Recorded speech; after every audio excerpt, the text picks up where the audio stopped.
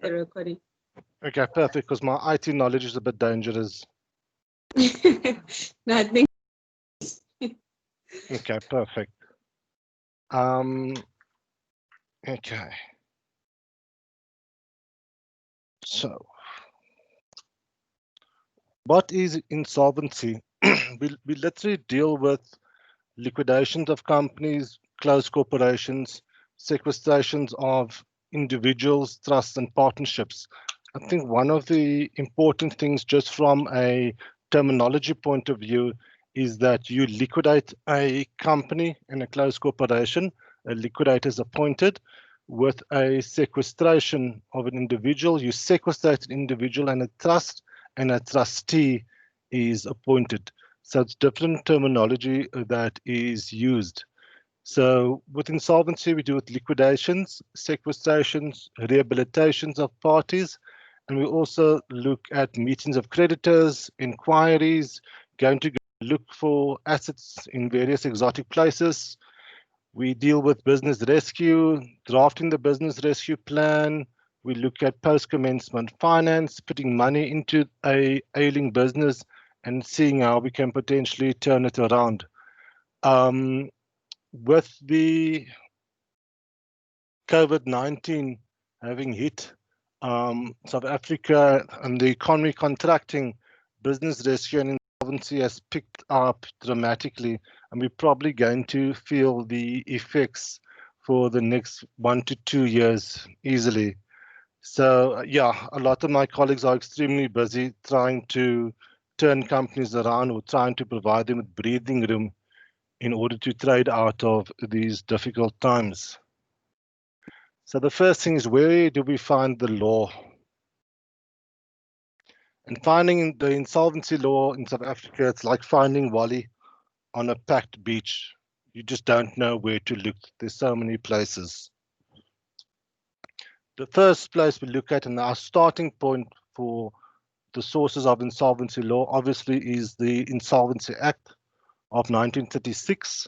There had been an attempt to have a unified Insolvency Act that would incorporate the sequestrations as well as the business rescue aspects of it. Unfortunately, that bill is still sitting with the Department of Justice. We don't know whether that's ever coming out.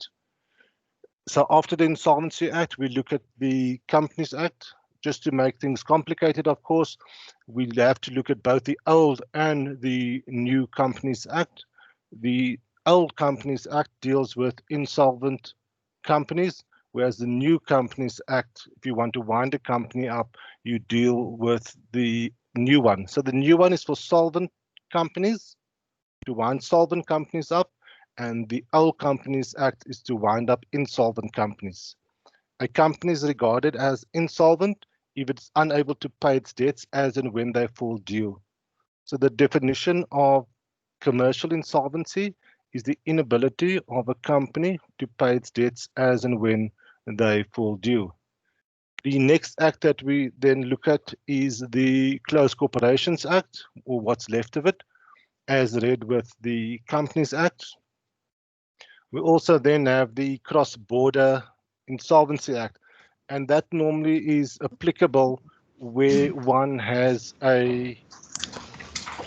you're dealing with a liquidation where the company also has assets sitting in another country. The problem with the Cross-Border Insolvency Act is that it's very similar to a treaty. And like any treaty, it's only effective insofar as there's other parties. Can Angelique, can you mute yourself, please? I think you're live. The Cross-Border Insolvency Act is like any treaty, and the only difficulty with the Cross-Border Insolvency Act that South Africa has is that South Africa is the only party to the treaty. So unless South Africa wants to do cross-border insolvency with itself, the act really is not worth the paper it's written on. So when you're dealing with a cross-border insolvency situation, where the company's got assets in Namibia, it's got assets in the US, assets in the UK, you can't look at the act, as the act doesn't really help you. You need to look at the common law. And then again, the last source of insolvency law is obviously the common law. So when in doubt, always fall back on the common law. I just want to check quickly, can everybody hear me clearly? Can everybody see the slides? This is the first time that I'm trying to do this thing. Okay, Yes. thanks guys. If you have any questions or anything, please feel free to ask me. I wanted to show you something.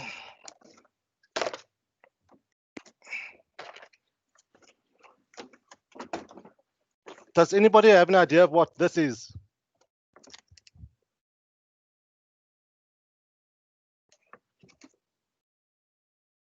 It's not a complicated question. It's not higher grade. Any takers, feel free to. It's a box. What I want you to always remember is to think outside of the box at all times. Your client doesn't. We all can figure out what the law is. I'm assuming at this stage you can all read and write, but it's the ability to think outside of the box and to give your client the actual advice that they're looking for. So always, and especially with insolvency, we're always dealing with parties who enjoy thinking outside of the box. Okay. So to determine what law is applicable, Section 339 of the Companies Act, and that is on page 338 of your notes, says that where the Companies Act obviously deals with the winding up of companies, and it says where the Companies Act is silent on any issue, then one has to have a look at the Insolvency Act. So if there's a gap in the Companies Act and you can't find what to do, then one is allowed to look into the Insolvency Act. So it provides that in the winding up of a company unable to pay its debts, the provisions of the law relating to insolvency shall apply as if they are applicable, blah, blah, blah. What is the key word there? There's a key word in that thing.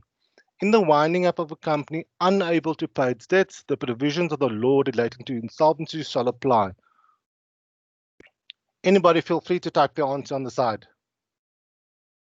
There's certain parameters that must be met before one can actually look towards the Insolvency Act to plug a gap in the. Yep, Diane, yep, you're correct. It's unable to pay your debts. So Section 339 says that where there's a gap in the Companies Act and the company is wound up because it's unable to pay its debts or it's insolvent, commercially insolvent, then one is able to actually have a look at insolvent.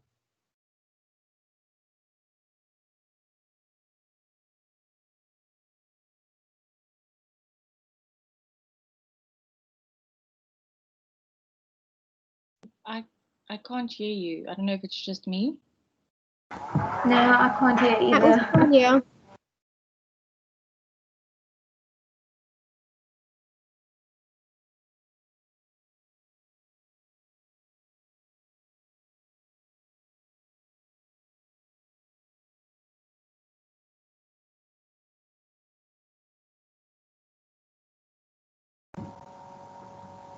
Miss Jones, it looks like your mic is on mute as well. Okay, is that better? Yes, much. Thank you. Okay, sorry about that, guys. So with when you're winding up a company, or let's say winding up a CC, sorry, you look towards the Closed Corporation Act. If that is silent, you then look towards the Companies Act, and then you look towards the Insolvency Act. There's certain provisions of the Companies Act that's not applicable to closed corporations. It's Section 311, which deals with schemes of arrangements, and Section 417, which deals with inquiries. The difficulty that we have now is that we literally have two acts. We have a new Companies Act and we have an old Companies Act, and they somehow have to exist side by side. And what's happened, what the view is that insofar as insolvent companies are concerned that are commercially distressed, we look towards the old act. And insofar as solvent companies, i.e. companies that are able to pay its debts as and when they fall due, one looks towards the new act. It would have made life a lot easier and simpler if they simply had one act. Is there any questions on that? Okay, can everybody still hear me? Yes, we can. Thanks. Is everybody still awake? Partially. Yeah, it's Monday morning. My good Lord, at 8:30, it's crazy. Okay. What we're going to deal with, what I want to cover today is sequestrations, which deals with both voluntary sequestrations, compulsory sequestrations, and we're also going to look at liquidations. What I want you to really get from the lectures or this talk is just to understand the concept and to understand how it works. Once you understand how it works, it kind of makes sense. If you ever should open your notes again in your lifetime, it should hopefully make sense. I'd rather you understand how it works than just for me to ramble off sections of the act that have no bearing to you whatsoever. So the first section that we're going to look at is sequestrations, and we're going to look at voluntary surrenders. Does anybody have an idea of what a voluntary surrender is?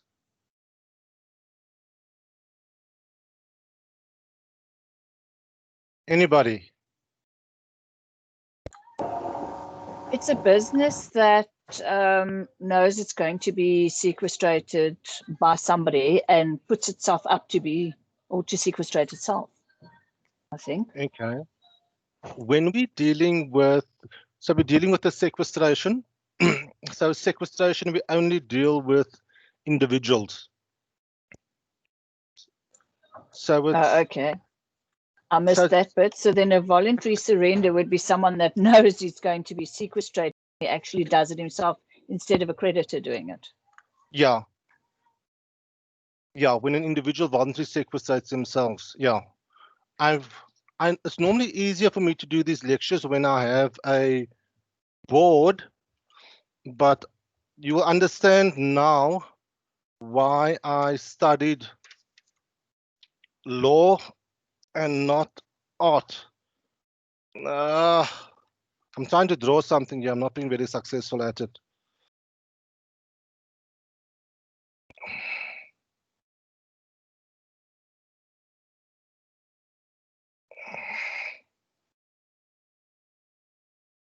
Okay.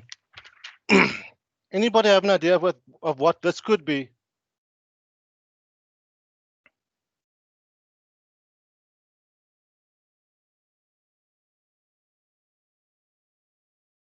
No. Choose my art that bad.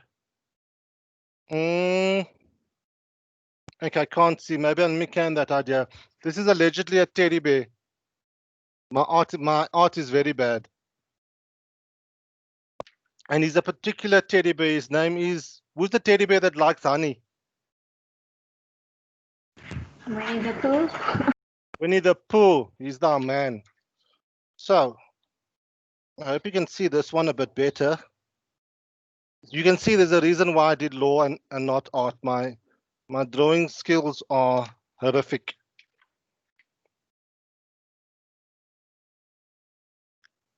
Anybody have an idea of what that is?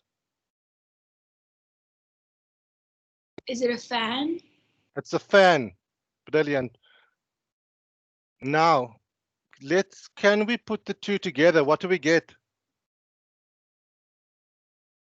And that's early on a Monday morning. So we had this alleged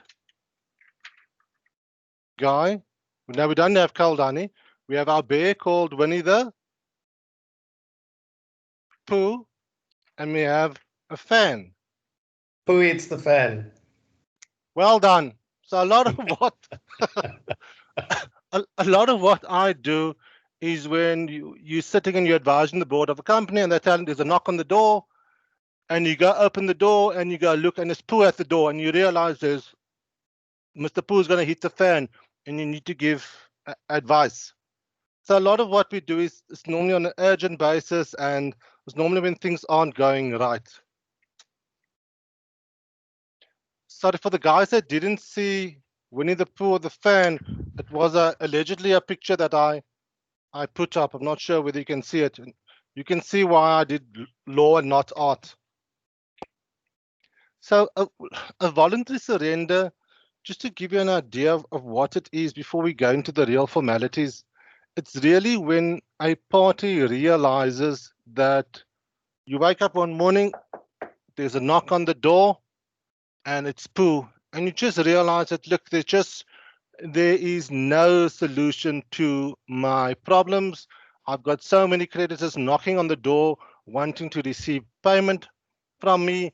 I just can't pay all of them. If I pay one, I'm not going to pay the other.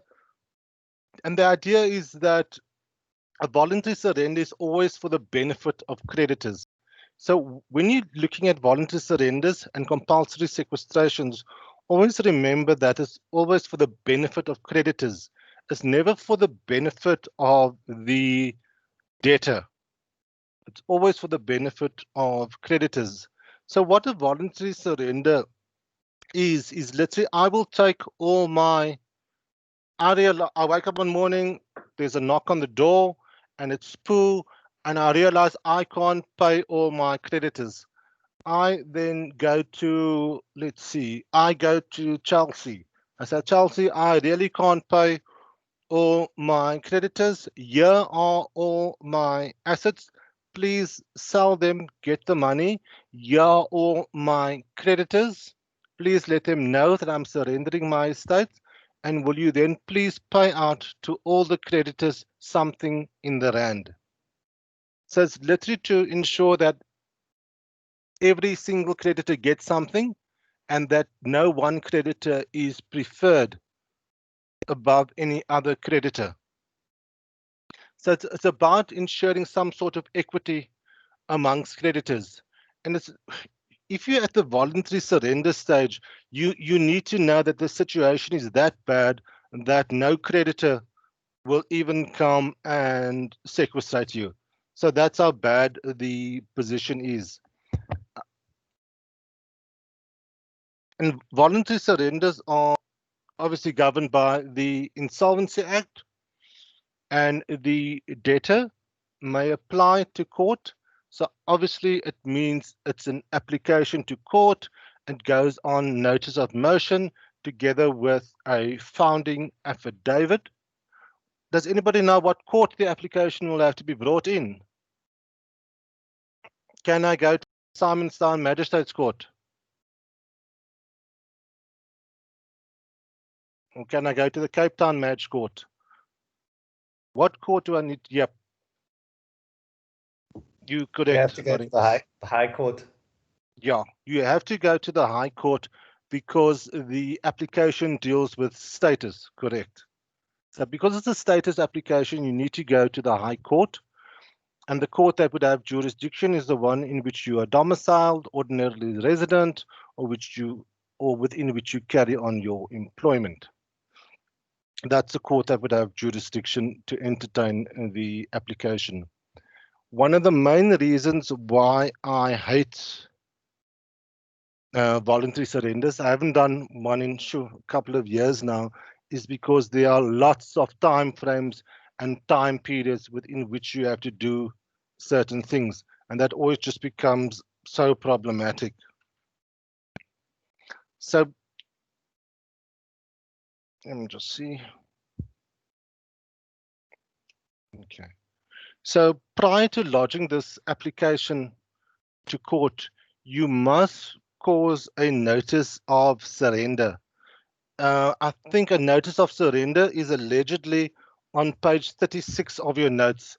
So notice of surrender is literally a letter which you send out to all your creditors, and it basically says that kindly take notice that Mr. Julian Jones, ID number currently resident at XYZ, will make application to the Cape High Court on said what date the application will be heard.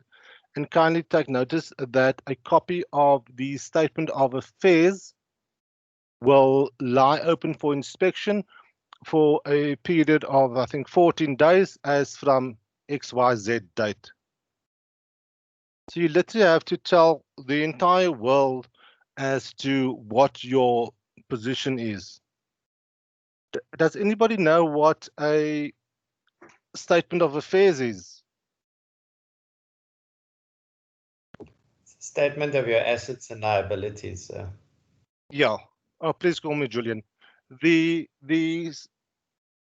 account literally breaks down your assets into movable, immovable assets. It breaks down your liabilities into short-term, long-term liabilities, and then you literally just have a analysis from that. You see what creditors will get cents in the rand. Does everybody know what I mean by when I say cents in the rand? 100 cents in the rand means that you are going to get your full claim paid to you, where it's 90 cents in the rand, you're only going to get paid 90% of what your claim is. So let's just go back to that process. So you must lodge the notice of surrender in the Government Gazette. If you ever have problems sleeping, pick up a copy of the Government Gazette. After reading it for 5 to 10 minutes, you will be asleep. So you publish a notice of surrender in the Government Gazette, in a newspaper in which the person resides, and then here comes one of the time periods. Within 7 days of the publication, you need to send a copy of the notice of surrender to all creditors per registered post. Whether it will actually reach them per registered post is doubtful, but what would you keep in proof of having given effect to the aforementioned? So what proof would you have insofar as your publication in the Government Gazette and the local newspaper? What would you keep as proof? Will it be a copy of the newspaper or a printout of the Government Gazette? Yeah, you'd take a copy or an actual original, and you have to actually fold it up into an A4 page, and you attach it to your confirmatory affidavit. Insofar as sending the notice to all the creditors is concerned, you go and get the registered slip from the post office, and that's allegedly proof that it's gone out to all the creditors.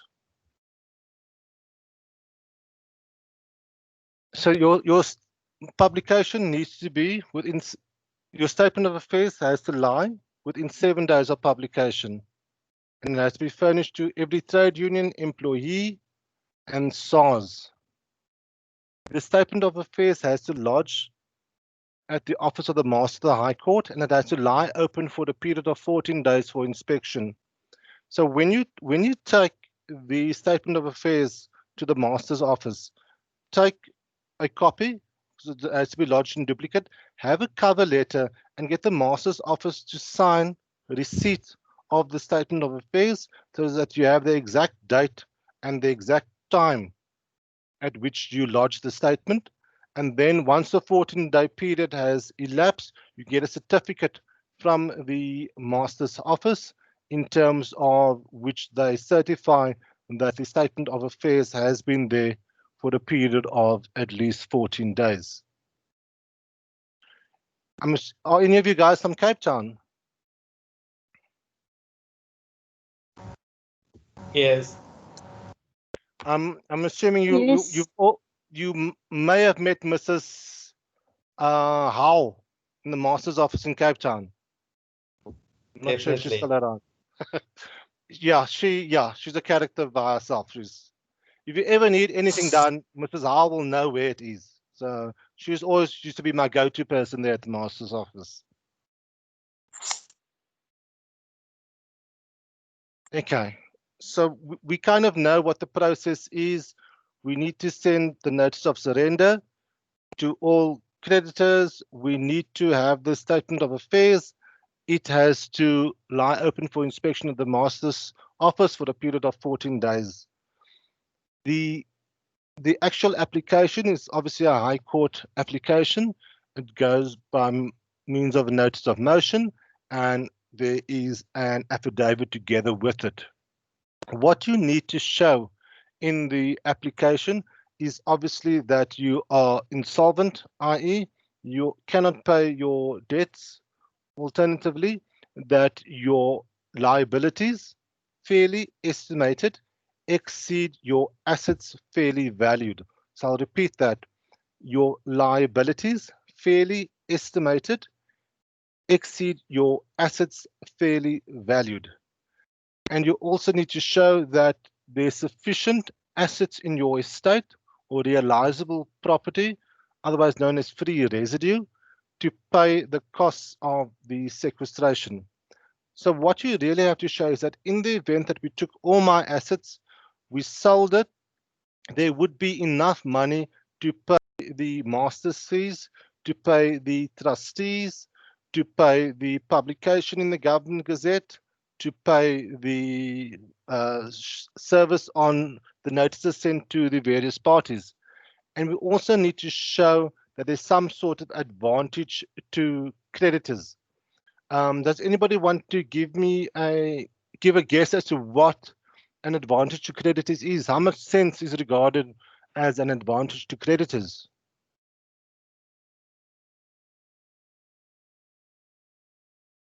$0.30, $0.50, $0.80. What is it? Sure. 10 cents in the rand is normally a good return. 50 cents in the rand is a brilliant return. I've seldom seen 50 cents in the rand. Most returns to creditors are probably between 5 and 10 cents in the rand.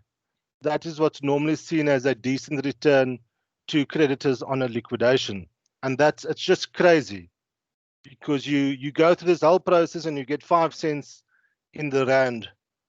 What you also need to be careful of is that in the event that the estate does not have any money, there's no funds in the estate, and you go and prove a claim. Your client's got a claim of 20 million, you go and prove your 20 million rand claim. If there are insufficient costs, if there's insufficient funds, you have the joy or pleasure of paying a contribution into the liquidated estate.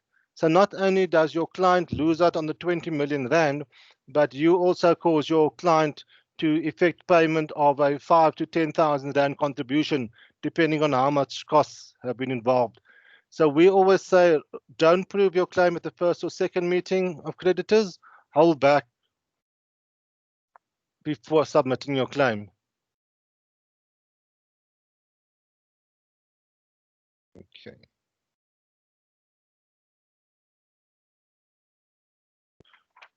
Okay. Because this is kind of an ex parte application, there needs to be a complete disclosure on your part of all material facts. So it's because ex parte is the utmost disclosure.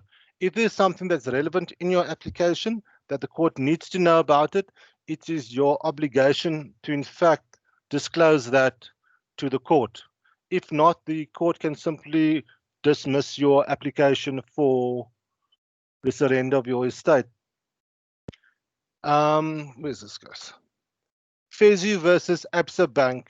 This was just hold on. This decision was about this. So the parties were married in community of property. One of the lender banks had a judgment against FESI and they were about to execute it. The FESI goes and publishes a notice of surrender. The effect of the notice of surrender is it actually stays the execution of the judgment. So what they did was they knew that the bank was coming, the bank was going to go and execute against them, and they thought, look, we need to actually stop this entire process.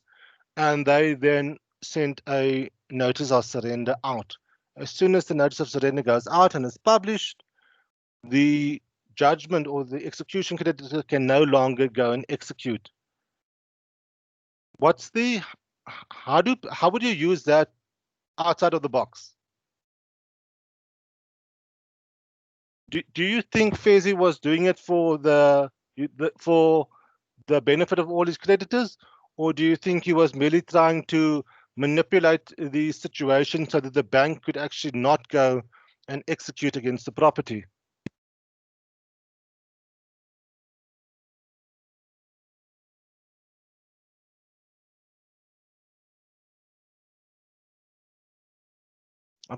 Maybe I should just answer myself. What Fezi did was they tried to manipulate. Yep, he was playing for time. And you don't, what he really wanted to do, he was frustrating the entire process. Because once the notice of surrender goes out, he just sits back and you do nothing. So you send the notice out and then you sit back and do nothing and you wait for your creditors to push the matter, but you yourself don't go and pursue the matter. So in that way, you can actually frustrate the entire process. And the court held that, the notice of surrender wasn't to actually assist creditors. It wasn't for their benefit. And that was really published to prevent the sale of the assets and to actually avoid harassment by the creditors. And the basic view is that voluntary surrenders is not for the benefit of the debtor. It is always for the benefit of the creditor. Ex parte pallei. In this case, there was a non-disclosure of what additional income there was. And the court said that there's an obligation on you and a duty of good faith to actually disclose all income as well as all salaries. And where there is no disclosure, the court will simply strike the application and dismiss it.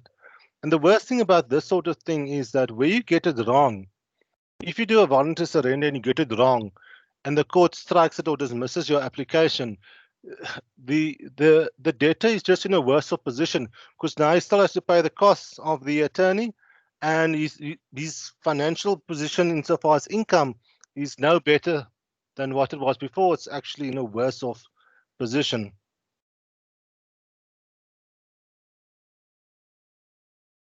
Okay.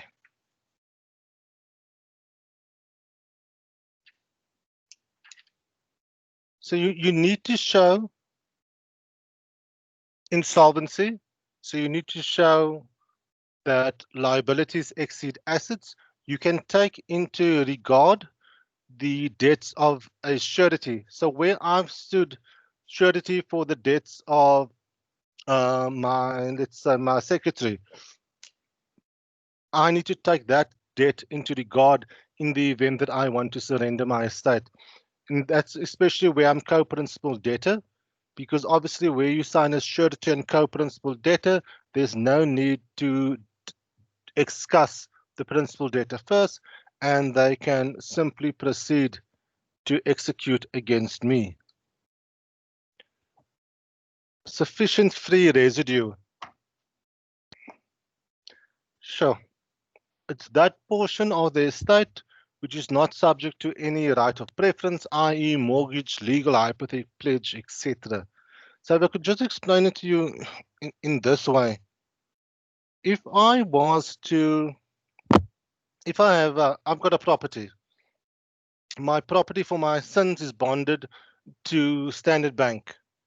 The property is worth, let's say it's worth 80 Rand. In the event the property is worth 80, I owe Standard Bank 60.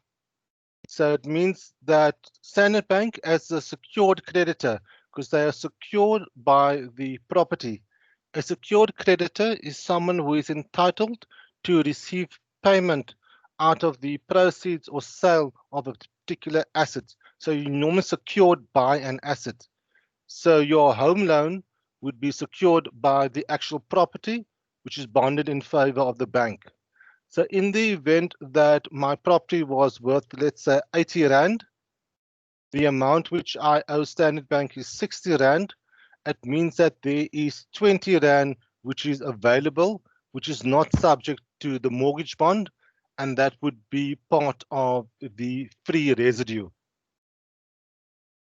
So we know what secured is. Our preference creditors. Does anybody have an idea of what a preference creditor is?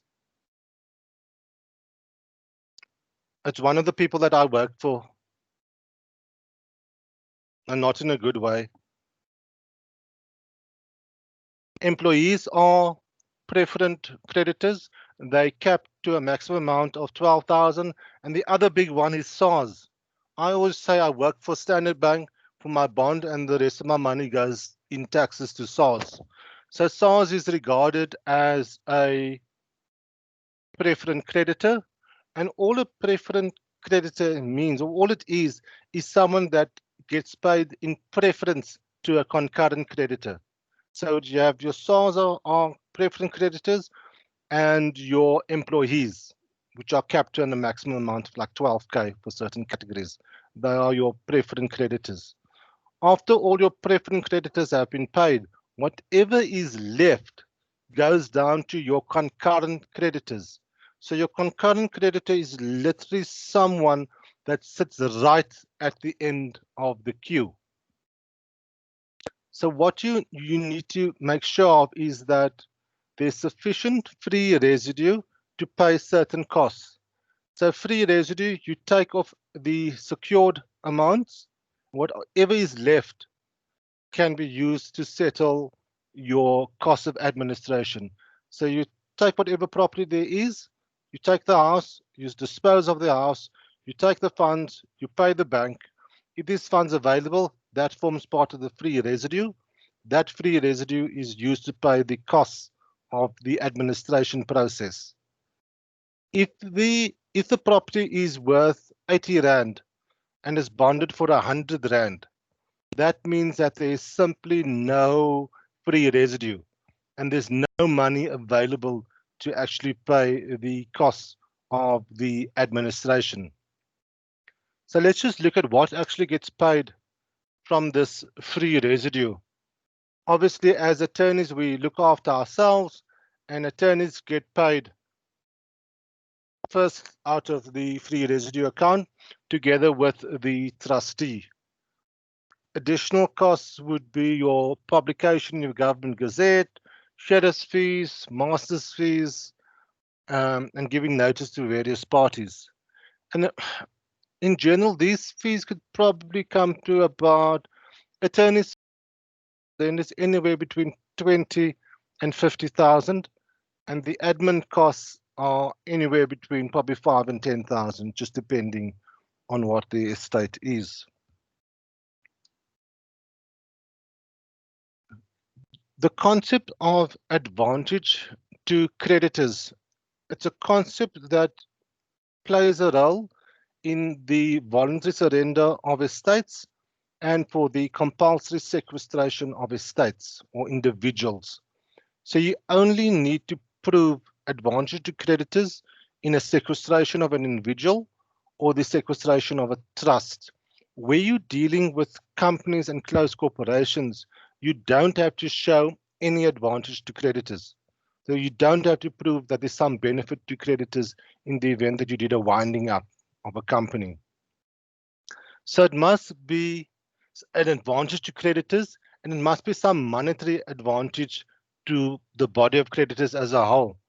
As I said, the bar for advantage to creditors is set so low that if you can show that creditors will receive 5 cents in the hand, this is normally seen as an advantage to creditors. So after you take all the costs and there's still money available to distribute, if there is 5 cents in the rand, it's regarded as a not negligible dividend. So if creditors get 5 cents in the rand, they basically should be happy. It's a very low return. A further advantage to creditors is that the insolvent or the debtor can't go out and incur any further debt. And in the event that there is book debts or any amounts owing to the insolvent, these could potentially be collected easier by a trustee. Does everybody know what a book debt is? Does anybody want to just type an explanation of what a book debt is? Just for the benefit for the rest of us.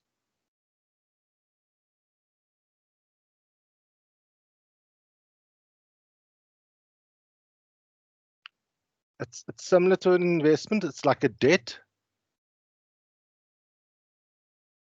Let's take Edcon as an example. So Edcon sells clothes and they sell quite a lot of clothes on credit. In terms of the agreement that Edcon has with its customers, Edcon is entitled to payment at the end of the month. That debt is it's an asset in Edcon's books, and as an asset, they can sell that asset. So they can either sell that asset for 100 cents in the rand, or they can in fact factor the asset. So when you factor a debt, is that in the event that I owed you 100 rand, but I have to pay you that 100 rand at the end of November, but you can't wait for the end of November, you can sell my debt to someone else for 80 cents in the rand. So instead of them paying you the full amount that I would pay, they pay you 80% of what the debt is. So it's just to allow you to potentially increase your cash flow going forward. So it's literally the debtors of the insolvent that you try to collect, or you can in fact factor it. Okay. Because it's an ex parte application, one of the things that you need to show obviously is good faith, and because no one accepts anything that anybody else says, and because the value of the property is so important, it's important that you get a valuer to in fact provide a market. You have a market valuation and you have a for sale valuation. The market valuation is obviously when times are good and there's no urgency to dispose of the asset, then you can get a market related value.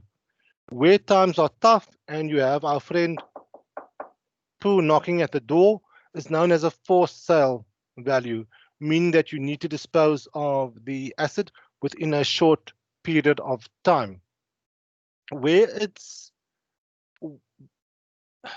a guesstimate of what for sale value compared to market value is, it's normally, it could potentially be between 30 and 40% less than what the market value of the asset is. So for sale valuation is not the greatest way to dispose of your assets.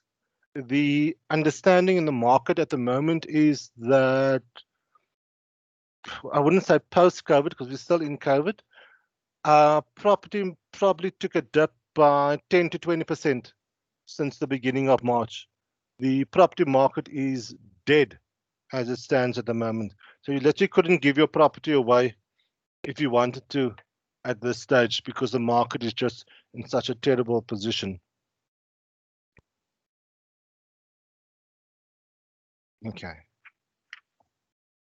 So consequences of publication. Once you publish the notice of surrender in the Gazette, you can't dispose of any of your property, except obviously the value is under 5,000 Rand. Alternatively, you need the master or the court's consent. Why I hate voluntary surrenders is because of all of the time periods. So you have to publish a notice of surrender in the Government Gazette, newspaper that nobody reads. You publish it in a newspaper in which the person carries on business or is employed, probably the Argus or the Cape Times, I'm not sure whether they still exist. And then you must send the notice per registered post within 7 days to SARS employees and trade unions. I'm just checking something. I have no doubt that what I've told you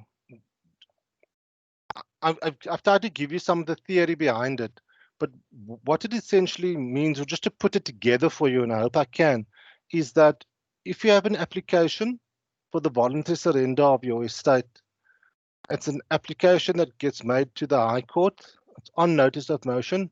It's by means of an affidavit. What you need to show is that you are insolvent, i.e. that your liabilities exceed your assets, and you also need to show that there's going to be a advantage to creditors in the event that your estate is surrendered and is accepted. You also then need to show that you've complied with all the formalities. So you need to show that you've sent the notice of surrender out. It was published in the Government Gazette. It was published in the local newspaper.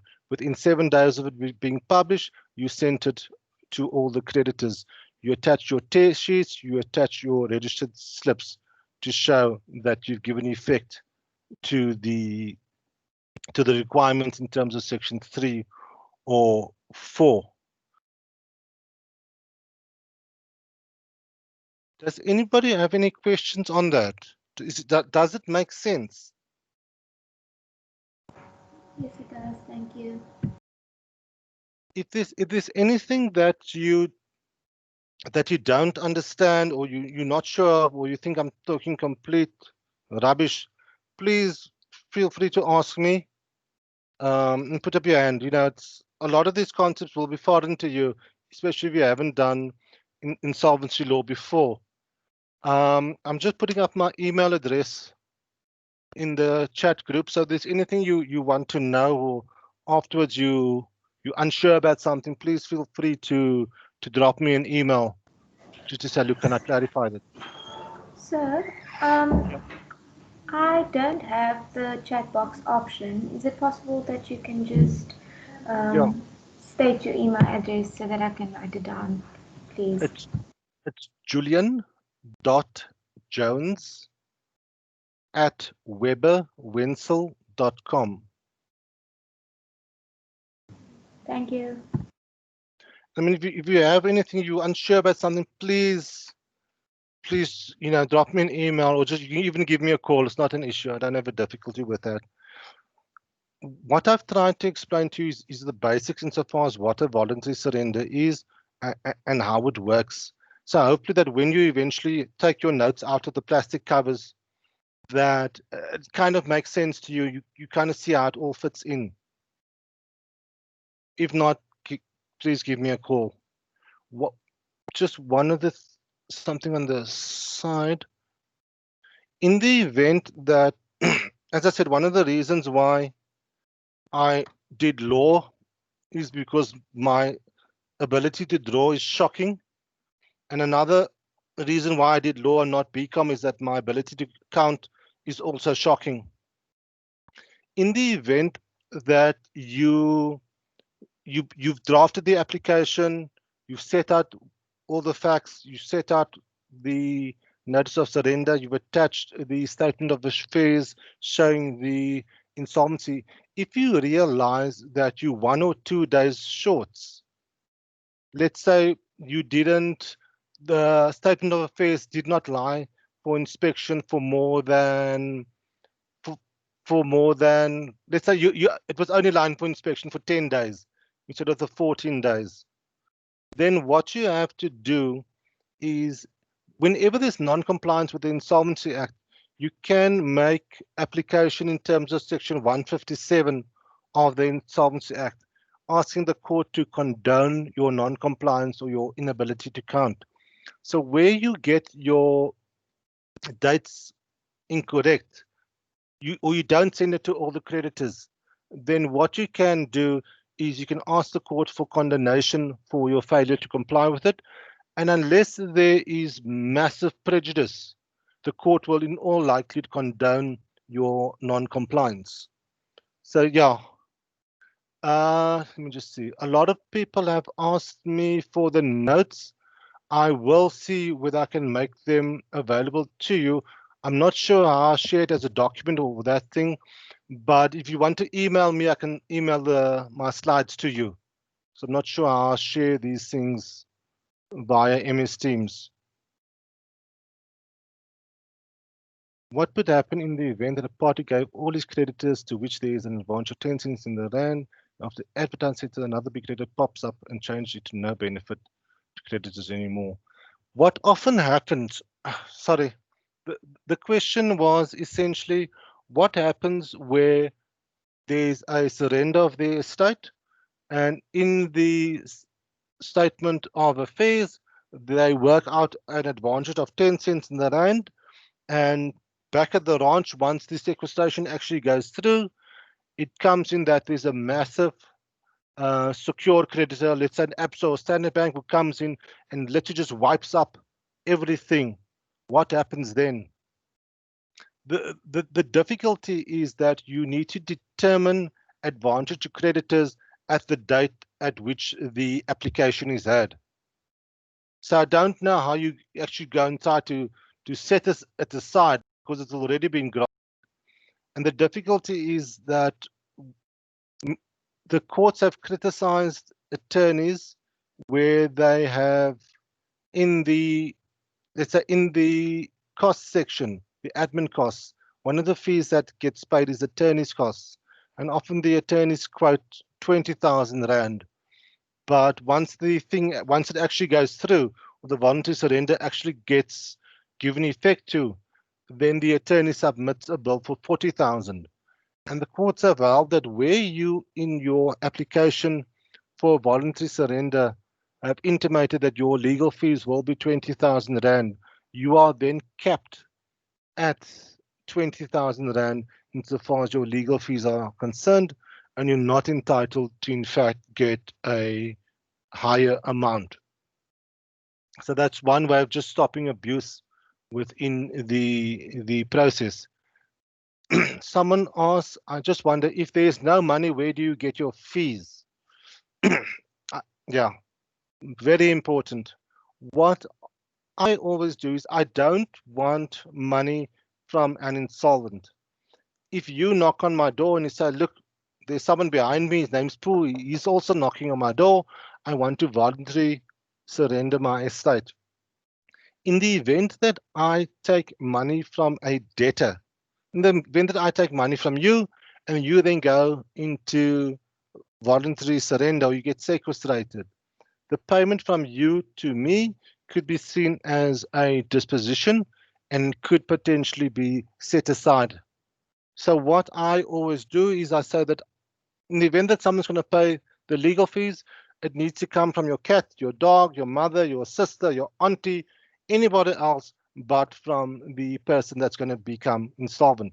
Because as soon as the insolvent pays me the money and the person then gets sequestrated, the payment to me constitutes a voidable disposition, and I will have the unfortunate position of having to pay back that money to the trustee and to stand in the queue of concurrent creditors for 5 cents in the rand, which obviously will not make my partners at Weber's happy to put in a 5 cents in the rand claim for legal fees which we've incurred.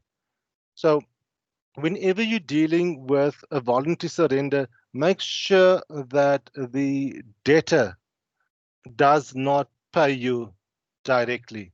The money must come from someone else so that there's no danger of those funds actually being set aside. Does that make sense to everybody?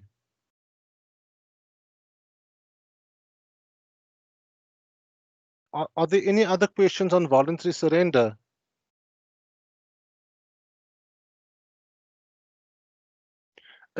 It's very difficult for me to make it practical, given that I can't interact with you guys. But what the application would essentially be, it's a High Court application, there's an affidavit. And so it would read something like this. I, the undersigned, Julian Jones, do hereby make oath and state that I'm an adult male attorney currently practicing as a director at Weber Wenzel at 90 Rivonia Street, Sandton. I, through no fault of my own, incurred various debts as a result of my dream to own a teddy bear shop. I pumped in my last savings into the business, but unfortunately, COVID interrupted and I was unable to sell the product, and my landlord has been threatening me with a summons.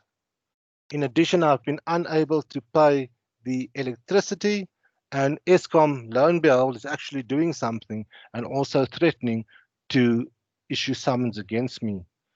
I realize that in the event that Eskom takes judgment against me, it will be to the prejudice of other creditors who won't be able to recover against my estate. As such, I instructed my attorneys, Messrs. Kruger, Boyson, and Mabena, to assist me in the voluntary surrender of my estate. As such, my attorneys on X date sent a notice of surrender, which was published in the Government Gazette and the local newspaper, Die Burger, Die Son. What's that other newspaper in Cape Town? Die Burger, Die Son, The Voice, Cape Times. the Cape Times, setting out the surrender of my estate. I attach here to the tear sheet of the Government Gazette and the tear sheet of the Cape Times in proof of the aforementioned. Within 7 days of this publication having taken place, I also caused a copy of the notice of surrender to be sent to all my creditors. I attach here to the slips from the post office. Lo and behold, if the post office ever actually sends anything out, but here I've got the registered slips in proof thereof. In addition, I can confirm that my statement of affairs reflecting my assets and liabilities has lain open for inspection at the Master's office for a period of not less than 14 days from X date to X date. I annex here to the certificate received from Mrs. Howell at the Master's office confirming the aforementioned. In addition, I also confirm that there will be an advantage to creditors of no less than 5 cents in the rand, and I refer the Honourable Court to the statement of affairs which is attached here too, from which the figures speak for themselves. As such, I submit that there has been due compliance with Section 3 and Section 4 of the Insolvency Act, and I humbly request that the Court grant the relief as sought out in the notice of motion. What you have to do, and what I often tell my clerk, is that I've got a particular writing style. You have a particular writing style, and you will. And the longer you're in practice, you will develop this writing style. When you are drafting an affidavit, do not, and a lot of guys do it, cut and paste some other affidavits, tell it as a story. Just say what happened, how it happened, what's the outcome, what the requirements are, what you have done. So just try to keep the language as simple as possible, and it makes it easier for the affidavit to in fact flow. I'm just going to look at some questions here. Where is it? What are the factors that would influence a period of administration in a liquidation? Okay, so are we talking about an administration, Nazreen, in a voluntary surrender? Because you say administration in a liquidation, so I just want to make sure I understand the question. Okay, so administration in a liquidation, in a sequestration, or let's say liquidation. The general rule in theory, and this is the theory part of it, is that it normally takes between 6 and 12 months for you to wind up an estate. In practice, it can take anywhere between 1.5 years to, in fact, 3 to 4 years. There was one estate that we were busy with, and the estate took 10 years to wind up, for the simple reason that the insolvent would not accept that he or she was insolvent, and every step of the way brought applications to set aside the appointment of the trustee to administer the estate. So it's normally supposed to be a quick process, unfortunately, the process that can, in some instances, take quite some time. You're normally looking at between a year and a half and above, a year and a half to 2 to 3 years, depending on how complex the estate is. Just one more thing. One of the things that I often see the banks are just something on the side where the banks always insert is a clause in a settlement agreement providing that if you don't pay within X amount of days and you default on the settlement amount, we can go to court and we can obtain a provisional or final order of sequestration against you. The difficulty with that is all sounds nice in writing, but in practice, the courts don't allow it. You can't do self-help. You still need to go to court to enforce your rights. So the mere fact that you say in your settlement agreement, if you don't pay me, I can go to court I can go and sell your assets without any recourse to you. The court say you can't do self-help no matter what the agreement says, and you actually have to come to court. Andy, you asked a question about friendly surrenders. I think you may be talking about friendly sequestrations, and I will probably get to that in the next section that I am going to go into now. Do you want to take a 5-minute? The only one What? talking, and then she's like, "Is there anything you guys would like to add?" And no one's gonna say anything. I don't know about that. Okay, there's a question. What is the effect of liquidation on contracts? Does the liquidator have the power to set aside the transaction? We will get to that hopefully on the next session. What's the effect of a liquidation on contract? The simple answer is a liquidator has an election in terms of the Insolvency Act, whether to continue with a contract or not. You cannot force a liquidator to comply with his contractual obligations. So the liquidator has the power to say, I'm not going to abide by the contractual arrangement. And if you want to sue me for damages, go ahead. You'll get damages in a liquidated entity.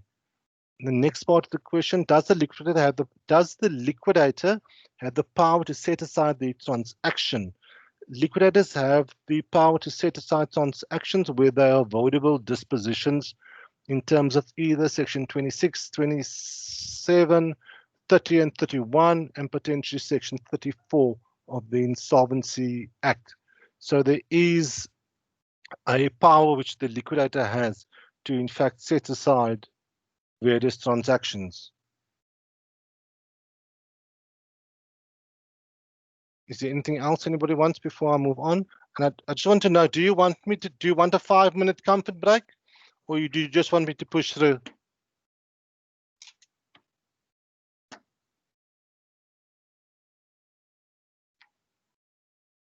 Okay, guys, the time is now 9:36. We will be back here at 9:41. I'm going to leave the screen on because my IT skills are dangerous. So you'll just be able to look into the back of my office, but I'll see you guys in 5 minutes. Thanks, guys.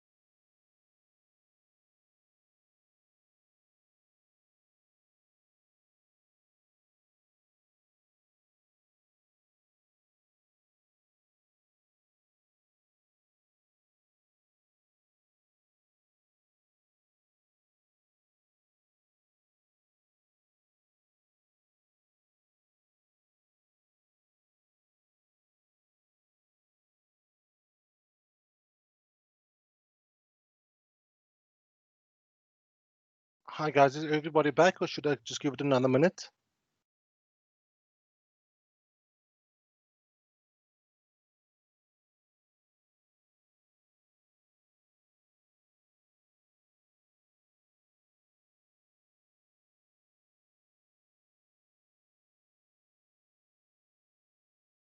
Okay, let me just start. I think the sooner we start, the sooner we can actually finish for today. The next section I want to look at is compulsory sequestration. And this is probably what happens most in practice.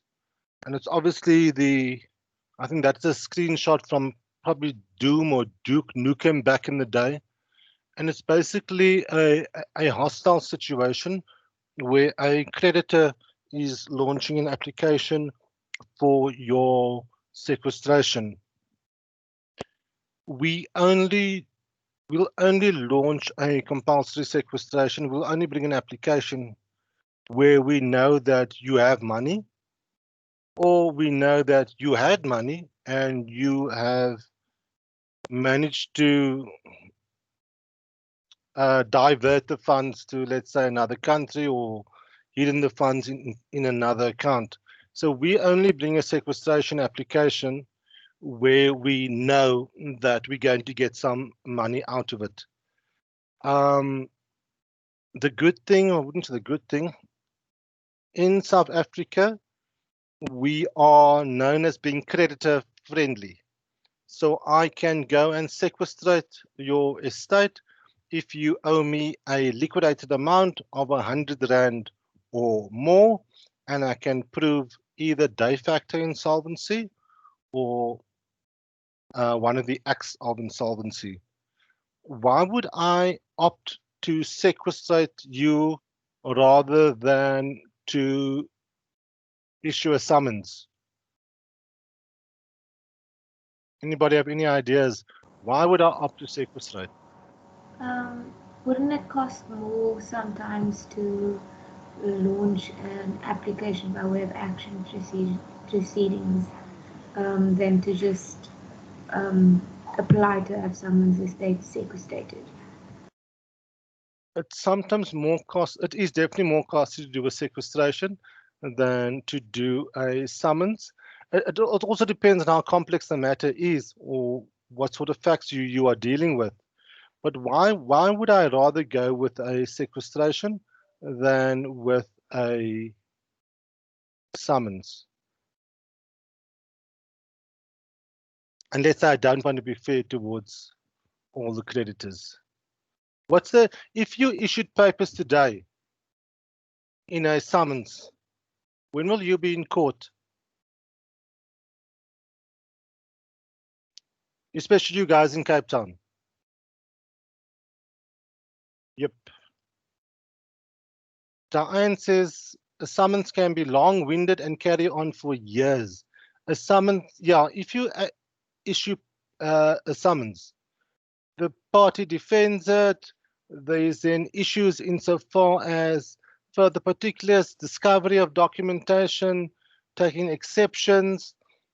With a summons, if you're lucky if you're in court within 1.5 to 3 years. That's the normal time.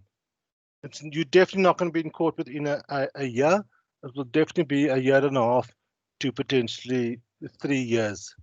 With a sequestration, and especially for the guys in the Western Cape, sequestration applications are by nature regarded as urgent in the Western Cape. If you are in Gauteng, you need to make out a specific prayer in your application asking the court that the application be regarded as urgent, whereas in the Western Cape, you just need to make mention of it. You don't actually need to make out a substantive case. Urgency in Gauteng is if you're dying on the court steps. So with a sequestration application in the Western Cape, you could potentially, depending on the urgency, you could potentially be in court within 3 to 4 months, or probably easily within a year, depending on the urgency. So there's your time frame that you're dealing with a sequestration as opposed to a normal summons, your time frame in the sequestration is much more truncated. Also, in the event that someone issued a summons, let's say you issued a sequestration application against me, would you still want to do business with me? Let's say I'm a trader, I've got a little shop, and you find out that, let's say, Prudence has issued a sequestration application against me. Are you going to want to do business with me?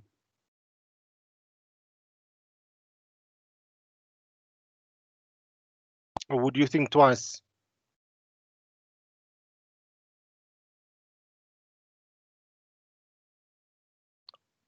You would definitely think twice about doing business with me, given that I may be insolvent. So what you could be doing is that although your sequestration application may only be heard in 6 months, but you are squeezing the party insofar as his business activities are concerned, because no one's going to want to do business with someone that's potentially going to be sequestrated. So you squeeze the debtor by launching a sequestration application. I don't believe in issuing summonses. It takes too long. I think by the time the matters are to retirement, so I'm a firm believer in going the sequestration route. One of my old partners always used to tell me, die beste geweer te liquideer. So nothing brings the attention home than a liquidation or sequestration application. Okay, let me get back to what I'm supposed to be talking about. Compulsory sequestration. As I've said before, you need to show that the requirements are, there needs to be a claim, it needs to be a liquidated amount in money. I think you all know what a liquidated amount is, and it needs to be more than 100 Rand. You then also need to show that the debtor is factually insolvent, i.e. his liabilities fairly estimated, exceed his assets fairly valued. Alternatively, you need to show that he's committed one of the acts of insolvency. And there are 8 acts of insolvency in the Insolvency Act. You also need to show that there is an advantage to creditors if the debtor's estate is sequestrated. So for compulsory sequestration, you need to show there's a claim, it's 100 Rand or more, it's liquidated. You need to show that he is factually insolvent, alternatively, that he's committed one of the acts of insolvency, and you need to show that there'll be some advantage to creditors. So those are the requirements for launching an application for the sequestration of someone's estate. Acts of insolvency. Watch what your spouse does. If you are married in community of property, if your spouse commits an act of insolvency, that act of insolvency is deemed to have been committed by you as well, for the simple reason that where you are married in community of property, there is only one estate. So if you're married in community of property, always make sure you know what your spouse does and make sure that you know what's going on. Back in the day when I think I must have been a first year associate, and we're really talking about back in the day, we had this concept called a putative marriage. It doesn't exist anymore in South African common law, but the idea was that if you were living with your boyfriend or girlfriend and you were living as husband and wife, you carried on as if you were married, but you still girlfriend and boyfriend, the court would regard that as a putative marriage and attribute all the consequences of marriage to your relationship. And even in that sort of situation, the court could grant a sequestration order against you, even though your boyfriend or girlfriend was the party who committed the act of insolvency. So, yeah, thank goodness they've changed that one, because I remember having a client who literally burst out into tears when she realized that her boyfriend's acts of insolvency were going to affect her estate. And she actually had a massive estate that was going to fall into this liquidation pool. But as I said, that's all been changed. So what you need to know is the acts of insolvency. So if we look at Section 8A of the Insolvency Act, this is what is commonly referred to as the ducking and diving by the debtor. And it can either be where the debtor gets on a plane and he flies off to Malaysia in an attempt not to have to pay his debts, or as more commonly happens, when the sheriff goes to the debtor's address to serve on the debtor cannot be found, or no one opens the door, or the debtor pretends to be the debtor's brother. So this is an act of insolvency where you duck and dive, but you are ducking and diving with the intention. So the important requirement is the intention to evade or delay the payments of your debts. So I think the important requirement that you must just remember for 8A is the subjective intention. It's not objective. It must be that your intention is to evade paying your debts or to, in fact, completely just duck and dive. When I was at university, as I said back in the day, when they spoke about the sheriff, that's the person who I thought about. And that's actually where it comes from. Lo and behold. So the sheriff is this party who is employed to execute legal process. So one of the acts of insolvency, I should actually have put up a picture of Chuck Norris there, I think. One of the acts of insolvency is the nulla bona return. So a nulla bona return is basically where the sheriff goes to execute a judgment against a debtor, and the debtor is not in a position to indicate to either pay the amount or is not able to indicate sufficient disposable property to in fact satisfy the judgment. So the sheriff knocks up at your house and says, look, I've got a writ or warrant here for $100. Please pay. So I can't pay. And the sheriff says, well, please show me disposable property that can be sold to satisfy the debt. The obligation is then on you to, as a debtor, to show or indicate to the sheriff disposable property. Disposable property also includes immovable property, which differs from both the High Court and the Madge Court rules. So disposable property includes immovable property, except where the property has a mortgage bond on it. You only include the mortgage bond, or you only include the property where the execution is also the bondholder.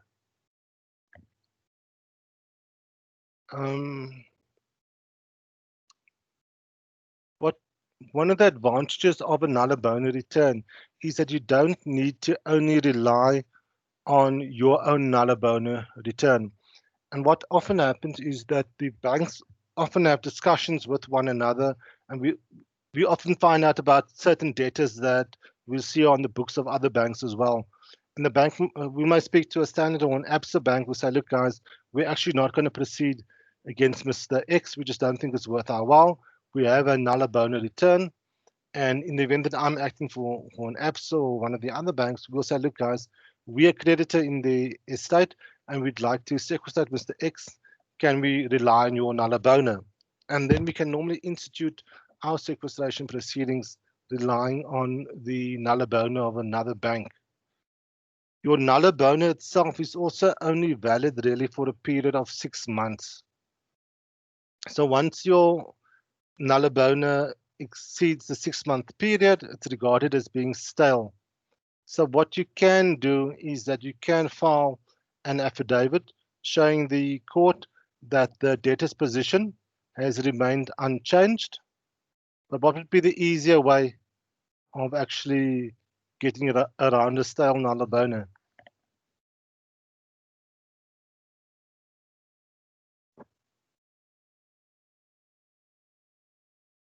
Any ideas? You've got a stale nulla bona, The one option is I need to go and do a whole long affidavit to say Mr. X is still living at this address. To the best of my knowledge, he is still working there. Yep, Marika, you're correct. Send the sheriff out again. It's just easier. It just saves a lot of headaches. So get the sheriff out to go visit the person again and get a fresh nulla bona that you can, in fact, rely on.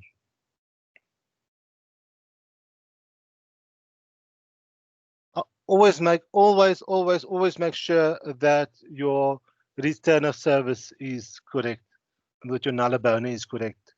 For anything that you get back from the sheriff, make sure that the names of the parties are correct, that the ID number is correct, that the sheriff in fact served it and not just stuck it on a door or put it under a rock on the premises. There's this case called Wilken versus Reichenberg, and I actually feel sorry for the debtor in this situation. He was on holiday in Cape Town, and the sheriff bursts into his hotel and serves him. And he obviously tells the sheriff, look, I'm on holiday.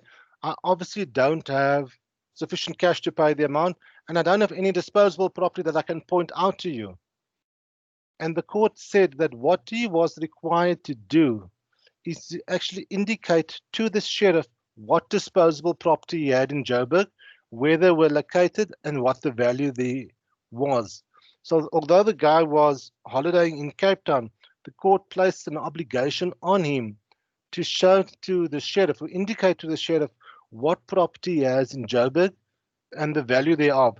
So it's quite a high burden, but it's obviously the court trying to prevent people merely from ducking and diving and saying, look, I actually don't owe or have any assets. But I think it's a very high test or onus that the court placed on a guy while on holiday. Okay, the next act of insolvency is section 8C. So if you make or attempt to make any disposition of your property which has the effect of prejudicing your creditors. So what you have to look at is the disposition, and a disposition is defined in terms of section 2 of the Insolvency Act, which means any transfer or abandonment of rights to property and includes a sale, lease, mortgage, pledge, delivery, payment, etc. There's one exclusion, that it does not include a disposition in compliance with a court order. So if you dispose of property in terms of a court order, it's not a disposition in terms of section 2. So with section 8C, you're looking at the objective effect. So you don't have to look at the intention of the debtor. You need to look at what the effect of the disposition was. So if I decide to donate my PS4 and my Xbox, I decide to donate it to, let me see, I decide to donate it to Angelique, and I donate it just before I get sequestrated. That sort of disposition can potentially be set aside. It's also regarded as an act of insolvency, because by me giving away my Xbox and my PlayStation, I am reducing the amount of assets that I potentially have, to which creditors could have recourse to. So it doesn't matter what the intention behind it is. What you have to look at the effect of the disposition, and the effect and the result, the disposition and the effect needs to be closely related. So if I dispose of my Xbox or I sell it for R1 instead of 3,000 Rand, that's also a disposition because I'm selling it for undervalue. The exclusion does not include a disposition in compliance with a court order. So anybody thinking outside of the box How do you think people will try to manipulate that situation? So disposition includes any transfer or abandonment of rights, but excludes a disposition in compliance with an order of court. How do you think people will try to get around that provision? People do funny things when they're under pressure.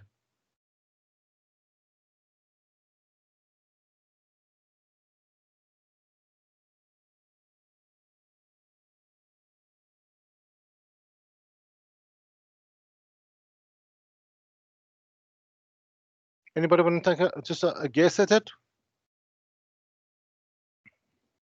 Yep, Sergio, you're correct. Decree of divorce. People simulate a divorce, and you sitting at home. There's a knock on the door, and you realize that Pooh's at the door, and you say, "Sure," and you literally tell your wife or your husband, like, "Look, Pooh's banging on the door outside there. I obviously would like to move my assets so that we can still keep them. Let's go and get divorced. And because I've been such a bad and terrible person, I agree that you can take all of the assets." And that gets made an order of court, and that then forms part of your estate. That I think I've seen that in practice, where there is fictitious divorces, especially when the people still end up living together after the divorce, and the entire thing is merely to circumvent the Insolvency Act or the provisions of this section as constituting an act of insolvency. So just be aware of that one. Don't worry about that one. Don't worry about it. 8D. If he removes or attempts to remove any of his property with intent to prejudice his creditors or to prefer one creditor above another. So we look, what would the situation be in the event that, do you all know who Roy Donovan is?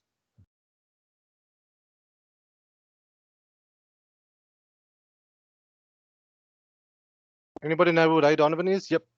No. Okay, does anybody know who, let's see who this guy is. Yep, he's the enforcer.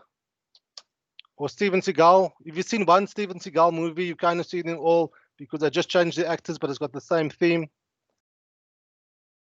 So let's say Steven Seagal comes to visit you at night and he's looking very unhappy, and he comes with a baseball bat and he says, "Look, I act for Mr. Jones. I'm the other part of his legal team, and we're here to collect a debt." And he just happens to be swinging this big baseball bat. Would you have the intent to prejudice a creditor or to prefer one above another? Or what would your intent be?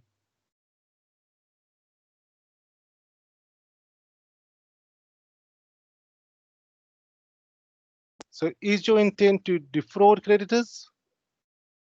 Or is your intent to not be hit with the baseball bat?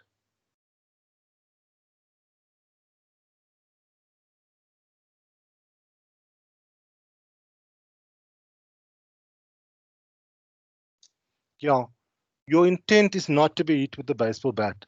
And therefore your intent, you won't be hit by this section, you may be hit by the previous section. So it's important to look at where the requirement is subjective, whether you use language such as intent, or whether you use language which is objective. We talk about the effect of something. Then 8E.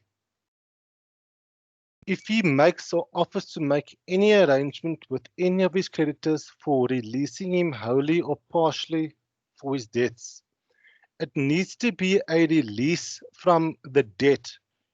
I need to say, "Look, Sandra, Pooh's at the door. I know I owe you that $100. I can't pay you that $100. I can only pay you 60.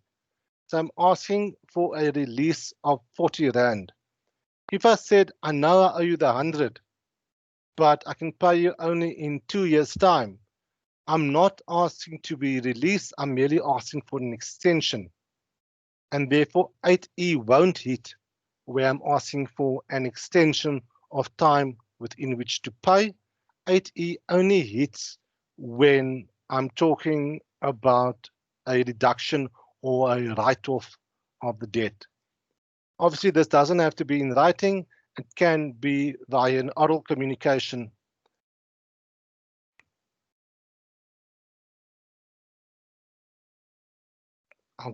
This one, 8F, the same one of Mr. Fezzi that we looked at in that ABSA thing.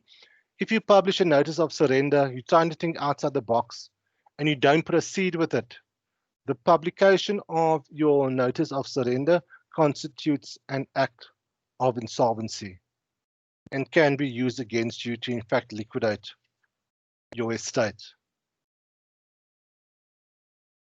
If you, this is the one of, as an attorney, this is one of the most important ones, 8G. If he gives notice in writing to any of his creditors that he is unable to pay any of his debts, I'm going to do the magic words without prejudice help you in this situation. The meeting starts, everybody has a lot to say, and they say, look guys, this is what our prejudice meeting, whatever we say here can't be held against us, blah, blah, blah. Without prejudice does not protect you in sequestration proceedings. So where you write to the other side and say, look, I've met with my client, we've considered your position. My client's unable to pay the debt. We're able to probably pay you over the next 6 months, we need a time period. This is obviously without prejudice. That letter constitutes an inability to pay debts, and the mere fact that it is with the big heading without prejudice means that it offers you no protection whatsoever. So yeah, be careful when writing to the other side, especially in settlement discussions, as the without prejudice doesn't really help you. If you are having a meeting with the other side, let's say you have a without prejudice meeting, you're doing a Zoom or we're doing a MS Teams thing. So there's obviously nothing that's really, there's no written correspondence being received. If you're having the negotiations, make a minute of the meeting and you minute it and you write to the other side and say, dear Mr. X, as per our meeting on the 28th of September 2020, I confirm that the following was discussed. Your client advised that it was unable to pay its debts and that it required a further period of 2 years in which to settle the amount to our client. Will you please confirm that these minutes accurately record what was discussed by signing below? In the event that you don't respond within 10 days, we will take it as your consensus as to the correctness of the minute. So once you send that letter out, the other side either has the option of coming back and signing it, or if they don't sign it, they're still bound by it. So you can use the situation to in fact create a situation where you have a written act or a written document indicating some sort of act of insolvency. So just be careful when you're dealing with correspondence to the other side. You don't want, I always hate it when I bring a sequestration application and I do it on the basis of a letter that an attorney has written to me on behalf of their client. Because the last thing as an attorney that I'd want to do is to have to explain to my client why they're being sequestrated, and their sequestration comes about as a result of a letter that the attorney has that I've in fact written. So that's the worst thing to have to explain to your client. what you should do, if you can do in the letter, is to say, look, I refer to our meeting. I've discussed the matter with my client. My client emphatically denies owing you the amount which you claimed or any amount at all. However, my client does not want to become involved in frivolous litigation, which will merely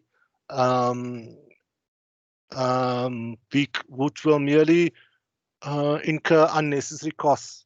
As a result of this, my client offers you 50 cents in the rand or 100 rand or to pay this amount of an X and Y and Z date. So provided you can set up a defense in your letter, you can probably get around the letter of insolvency. But just be careful how you word that letter, because the last thing you want to be is the reason for your client, in fact, being sequestrated. In the ChopDat case, what they did was they actually reduced the settlement discussions and circulated it amongst the parties, and what it was used in the sequestration application by the bank. Don't worry about that one. Oh, okay. 8H. It's your section 34 publication in the Government Gazette. Does anybody know what section 34 of the Insolvency Act is about? And why all our colleagues in commercial departments always get nervous about it?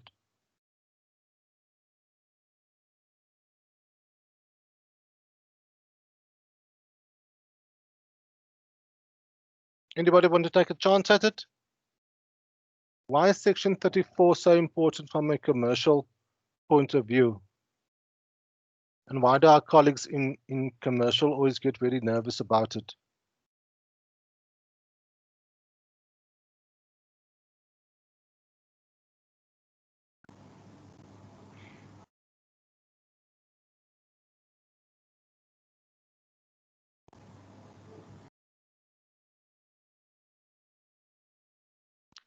Chelsea? So I think it's got to do with the transfer of a business.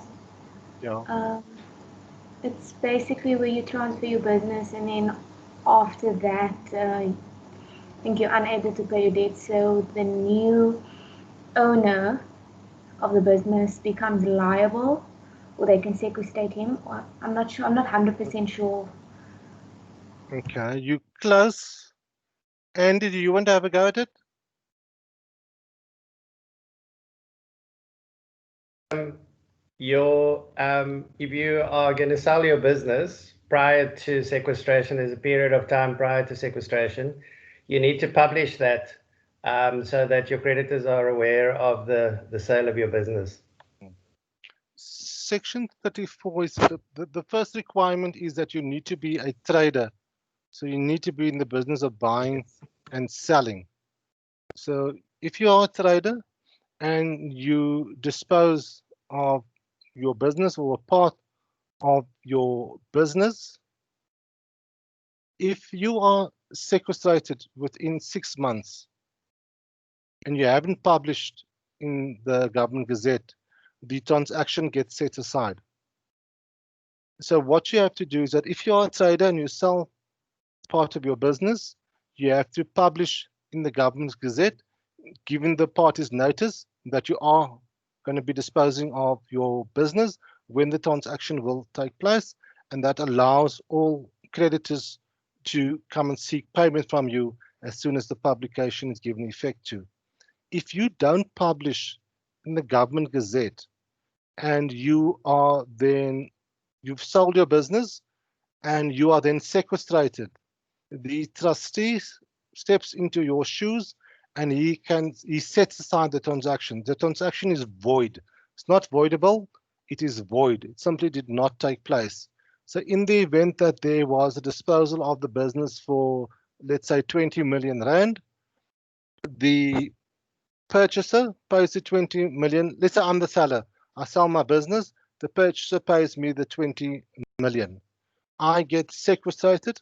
My trustee says, Mr. Jones, we see that you've transferred your business to Mr. Y. There was no publication in terms of section 34. that transaction is void. They then claim back the business from whoever purchased it, and the purchaser, unfortunately, only has a claim for the amount which they paid over for the purchase price. So you could have a situation where the business is purchased for 20 million rand, transaction gets set aside, you only get 5 to 10 cents in the rand because you are a normal concurrent creditor, which means that your purchaser, instead of getting a business, or on a worst case scenario, getting his money back, ends up in the situation where he only gets, let's say, 2 million or 10% or 5% of the actual purchase price paid across. So that's why Section 34 is extremely important. Does anybody have any questions on the acts of insolvency?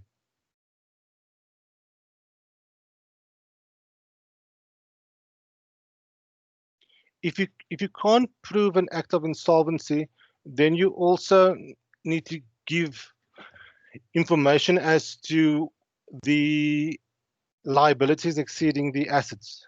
So you can show that, look, Mr. Jones only has a PS4 and an Xbox and a bicycle. These are valued at 100 Rand. He owes me at least 120 Rand. I know he owes Standard Bank. I know SARS is also beating him up for some money. You can also use those facts to show that there is factual insolvency. So factual insolvency, liabilities exceed assets, and your acts of insolvency is in Section 8. So you get factual insolvency or your acts of insolvency. What you also have to prove, because it's a sequestration, is you need to show that there is an advantage to creditors. Does that make sense to everybody, eh? I'll take the silence as consent. Back in my day, when a prerequisite for studying law was that we were tortured with the subject called Latin. And there was a saying that volenti non fit injuria. To he who consents, no wrong can be done. So because you've all voluntarily agreed to be here, I'm assuming I can do no wrong to you. I've got a question. Will a clause in the sale agreement that there is no imminent insolvency protect the purchaser? Nope. It will give you a right. It will give you a contractual right against the purchaser, but it won't protect you.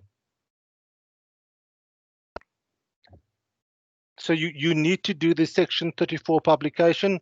A clause or an indemnity in the agreement may not, in fact, protect you, unless the indemnity comes from someone who can actually give you an indemnity for repayment, a third party who's not going to be sequestrated or liquidated. Can I ask a question? Yep. So if this notice is posted and all's good and well and the sale goes through as per the books and it's legal, what happens after that? So the creditors of the seller will remain the creditors of the seller. Yeah. Okay. The creditors don't move across. The purpose of Section 34 is to avoid, if I'm about to be sequestrated, I know that Pooh's knocking on the door. I've got my assets and I move my assets. So I sell all my assets to Claudia, but I leave all the debt here. So all the debt sits with me, but I sell my assets through to Claudia. So the idea is to prevent someone from dissipating his assets while leaving all the debt in a certain place. So it stops you from actually trying to, how can I say, hide your assets or actually get rid of them. Okay, So, thank you. hope that makes sense. Okay.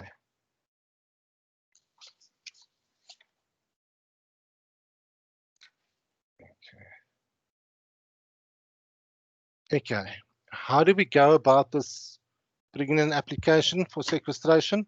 Obviously, it goes by means of a notice of motion. Because it's notice of motion, it goes by means of an affidavit, and it is a High Court application, obviously because we're dealing with status.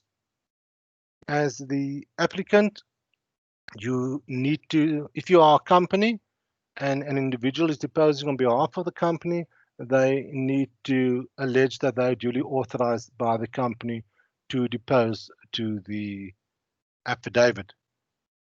What you basically have to set out is who the respondent is, telling the court why they have jurisdiction over the party, i.e., is he or she living within the court's jurisdiction? Are they carrying on business within the court's jurisdiction? On what basis really does the court have jurisdiction to entertain the application? What you essentially have to show is that you have a claim and it's 100 Rand and that it is liquidated. So what you really have to tell the court is that how this claim came about.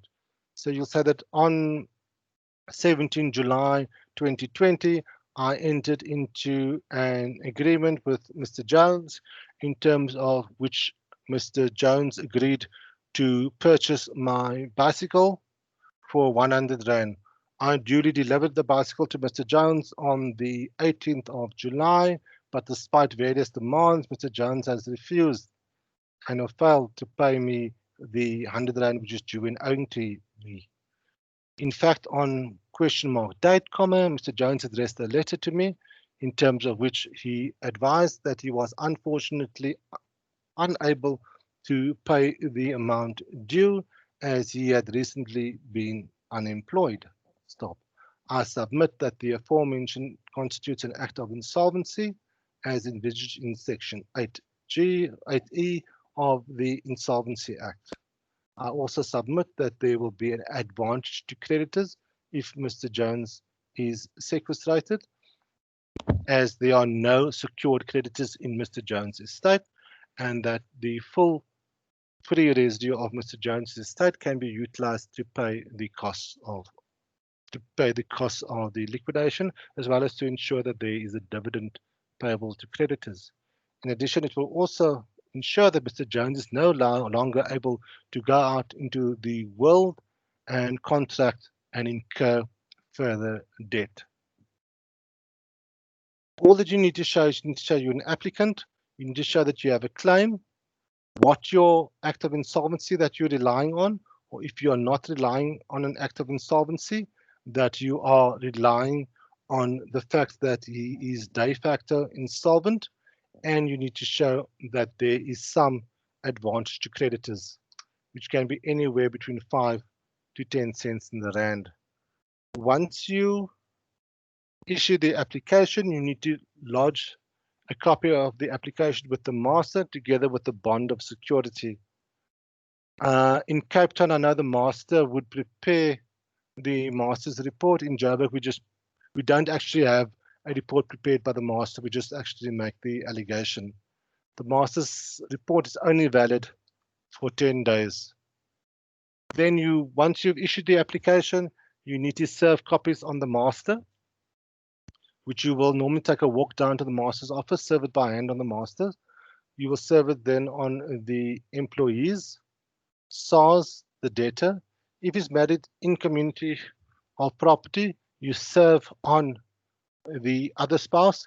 If he's married out of community of property, you still serve on the spouse. So irrespective of whether you married in or out of community of property, you still serve on this other spouse.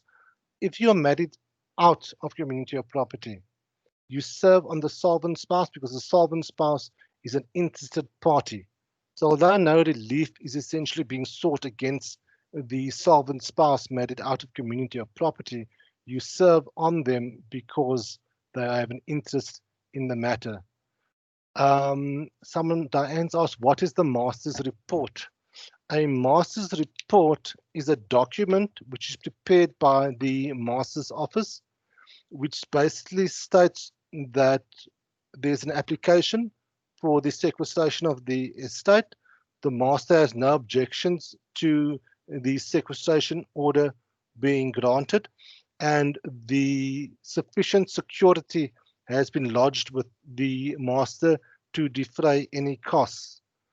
Your firm needs to put up a bond of security, and the bond is, I think it's now standing at 30,000 Rand.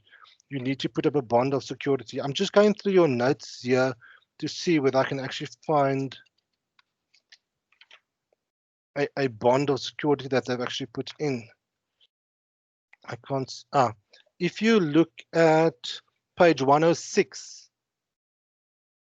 page 106 of your lecture notes, it's got a master's report and sequestration for Cape Town. And it basically sets out what the master's report covers. Do you guys have notes? Because I see some people saying we don't have notes.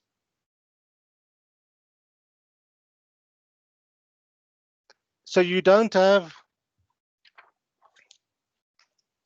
sorry.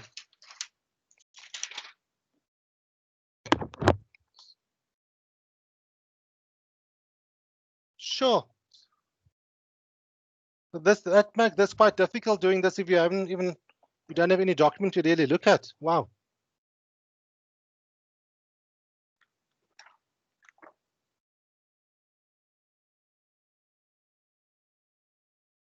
Yeah. Okay. Someone asked me earlier about friendly sequestrations. There's nothing wrong with a friendly sequestration, but provided all the requirements as per your normal sequestration have to be met. Sequestration is not for the benefit of a harassed debtor. Sequestration must be for the benefits of creditors. So a friendly sequestration is where things are so bad, it's so tough that I can't surrender my estate for the simple reason that there won't be an advantage to creditors. If I give a true valuation of what my assets are, it will indicate that there's no advantage to creditors. So what happens in practice, what some people do is that you'll get a friend to bring an application for compulsory sequestration. And what the courts have said, while there's nothing wrong with it, you need to make sure that all the requirements are met. It often happens that the amount that forms the basis for the claim is often a nominal amount, such as 1,000 Rand. Alternatively, it's an amount which the applicant cannot show that it in fact advanced it to the debtor. And it's very easy to show that you've advanced it to the debtor. You literally go into your banking, internet banking, and you print the payment. And what often happens is that the friendly sequestration, there's always a letter from the debtor saying, "Dear Julian, thank you for lending me that 100 Rand when times were bad. Unfortunately, times have gotten even tougher, and I'm unfortunately not able to pay that debt within the next 6 months. Can you please give me an extension for 2 years?" So that constitutes your act of insolvency, and your applicant then relies on that letter. And the court says that, in certain situations, sequestration may not be the best solution. What would be the best solution is maybe going under debt review, or maybe even issuing a summons. The court says that you must be careful that there's no collusion between parties. If there is a valid case made out for sequestration, then the case should stand on its own merits.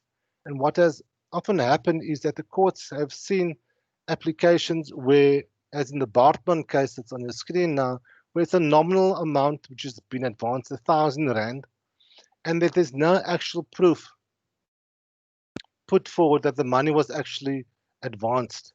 And at the end of the day, the costs of pursuing a sequestration application for 1,000 Rand, your costs of your sequestration application will in fact exceed the advantage that you would get in the event that there was a sequestration. So what courts have said is that where you have a sequestration that appears to be friendly, it needs to be closely scrutinized to make sure that it's actually for the benefit of creditors and not merely to avoid the debtor from being further harassed going forward. Insofar as sequestrations are concerned, there is no appeal against a refusal or granting of a provisional order. You can always appeal a final order of sequestration. Can we take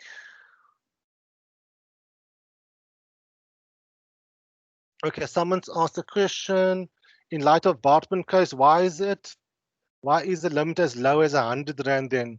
In South Africa, we are creditor friendly, and that's been one of the problems, is that we've got no difficulty in running to court to go and liquidate a company or sequestrate someone. In South Africa, we see sequestration and liquidation as a negative event, whereas in other countries in the world, such as the US or the UK, insolvency is seen as a normal part of business. I don't know, like Donald Trump, a couple of his businesses have been liquidated, bankruptcy. It's not a big deal. It's part of doing business there. In South Africa, if you sequestrated or you lose your business and it's liquidated, it's almost seen as if you've done a bad thing. So we must actually get out of that stigma of thinking that it's a bad thing that there's been a sequestration. Sometimes our friend poo just happens and we've got no control over it. And I think we're trying to get into a mind shift with business rescue where we're trying to think that not all in trouble are because of fraud and theft or the directors doing something that doesn't work.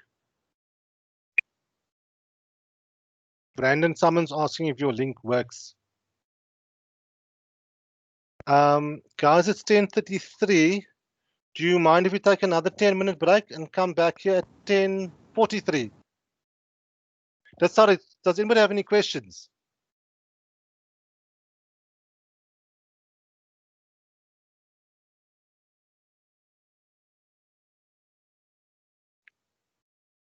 I'll take the silence as a no questions.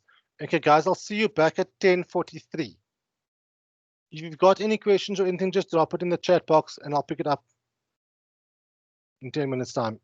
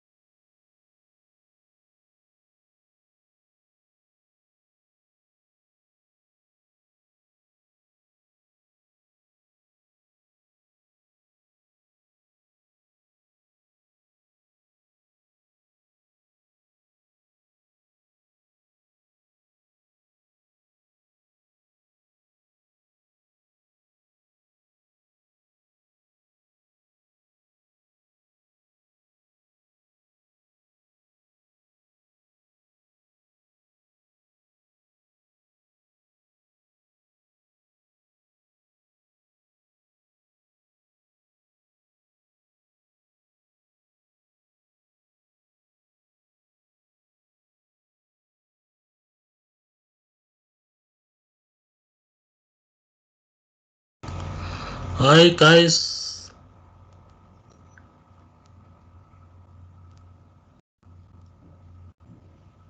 Hello. Yes. I was still doing matrimonial law today. Yes, at Yeah. 12 or 12:30. Okay, thank you so much. Okay.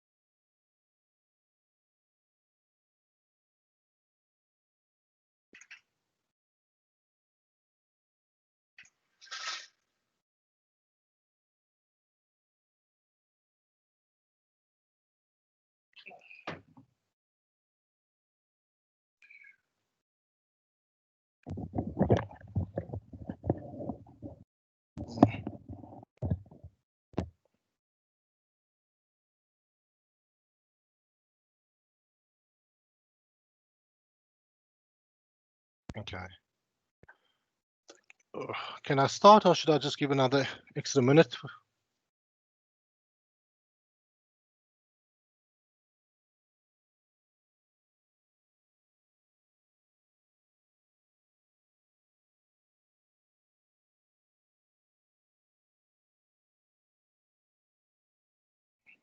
Okay.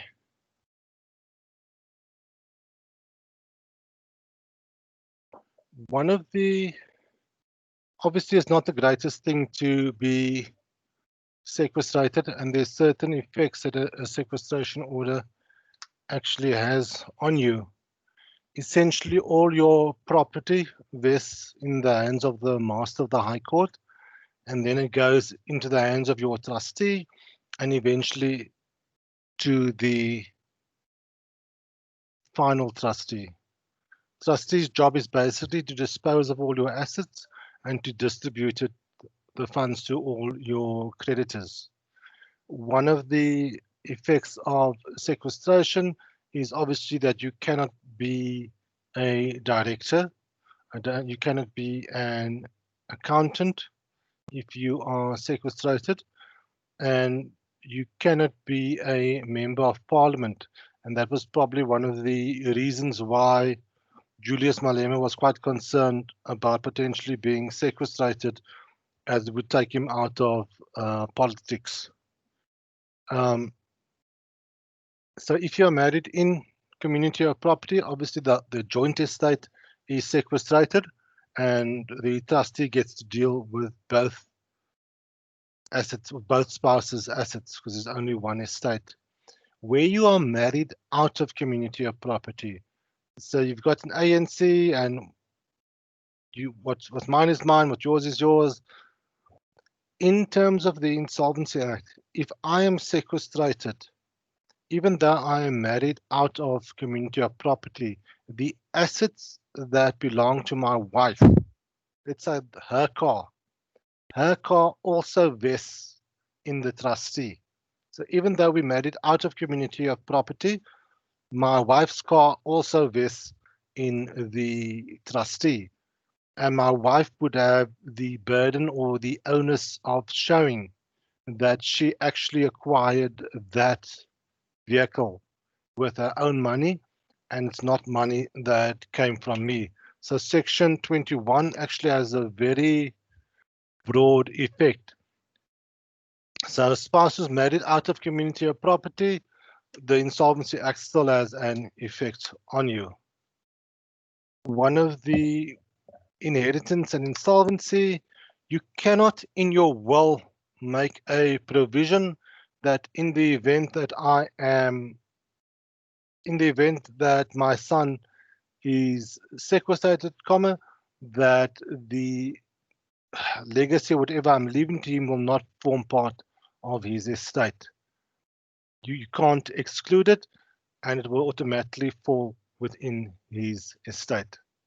So just insofar as the clauses in the wills are concerned, you can't avoid the Insolvency Act if you bequeath it specifically to a person. Can I ask a question? You can ask anything. So I know some clauses in the will say that it's not going to form part of community of property.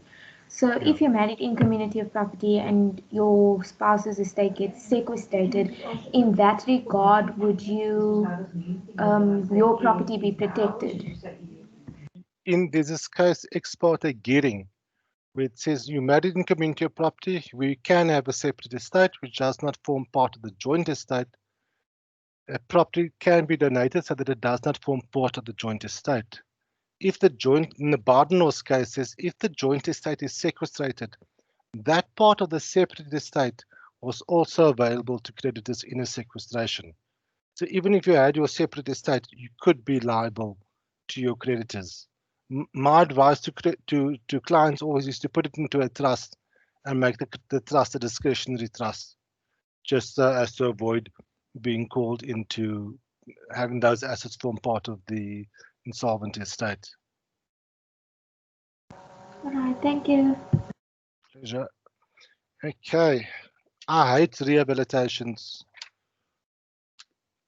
They are cumbersome and there's lots of time periods that one has to comply with insofar as rehabilitation is concerned. What a rehabilitation is, and it's not if you have alcohol or drug problems, rehabilitation, is to rehabilitate your estate. So what it essentially is an application that needs to be made to court, and it puts an end to your sequestration, and it puts an end to any disability that you suffered as a result of your sequestration. One of the disadvantages of if you are sequestrated is that you cannot hold a liquor license. So maybe you were running a couple of liquor stores. Once you are rehabilitated, every disability that you suffered from as a result of your sequestration gets lifted, and it puts an end to the sequestration. It doesn't mean that the mere fact that you are rehabilitated, that your estate gets given back to you. Your estate remains with your trustee. So you can be sequestrated, trustee takes over your estate, you can then be rehabilitated, have a new estate, you can get sequestrated again, and that second estate gets into the hands of a trustee. So you can have a situation where you can have two potential insolvent estates. The mere fact that you are rehabilitated doesn't mean that your assets are actually given back to you. The only situation where your assets are given back to you is in the event that creditors don't prove a claim against your estate. And that's the only situation where your estate is in fact given back to you. Has anybody ever done a rehabilitation application?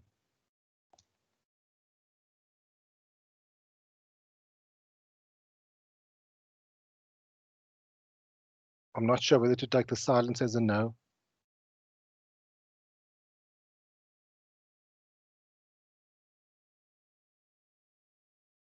Someone's asked a question I have to ask. In outer community or property, marriage, how does a spouse protect himself against a possible future sequestration? The best way to protect yourself from a sequestration is to have your assets held in a trust. Because a trust is a separate legal personality, exists completely independent from you. So there's one way of actually protecting your assets. There's nothing wrong with actually putting your assets into a trust. You're not evading anything, you're merely planning. There's nothing wrong with that.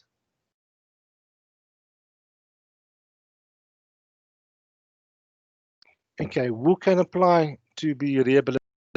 Obviously, the insolvent, him or herself. If they were married in community of property, both parties have to, in fact, apply. Logic obviously says that if you were sequestrated in the Cape High Court, you need to bring your application in the Cape High Court as well.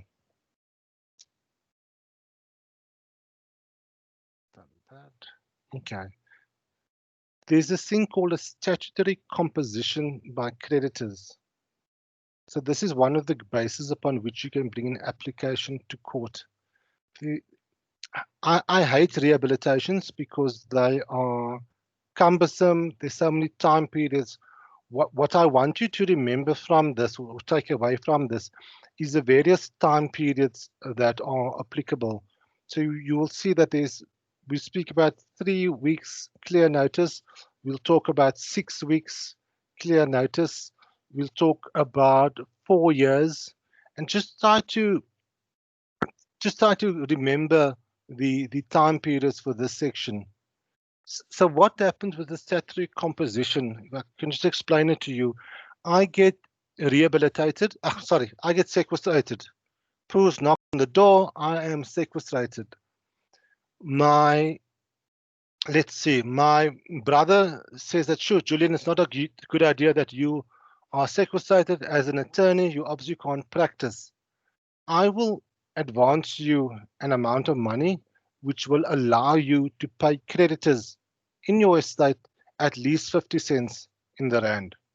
So I'll get an external party coming, my brother, look, you give me 50 cents in the rand to all my creditors, and I can make that offer to all creditors. That offer needs to be accepted by 3/4 of creditors in value. So out of all the claims proved against my estate, 3/4 of the creditors in value must in fact agree to it. So it's 3/4 in number and value. Does anybody understand, can explain what does value and number mean? When I say 3/4 in number and in value of the votes. Doesn't value basically relate to how much you owed? So say it's 100,000 rand and you owed 80% of that 100,000 rand, then in value you would have 3/4 of that estate. Yeah, perfect. And what would the value claim be? Oh, sorry, the number. I'm being dyslexic. Wouldn't that be like a head count type of thing? Yeah. The number is a head count in number of creditors that support, and a value count is the value of claims out of the total creditors that support the composition.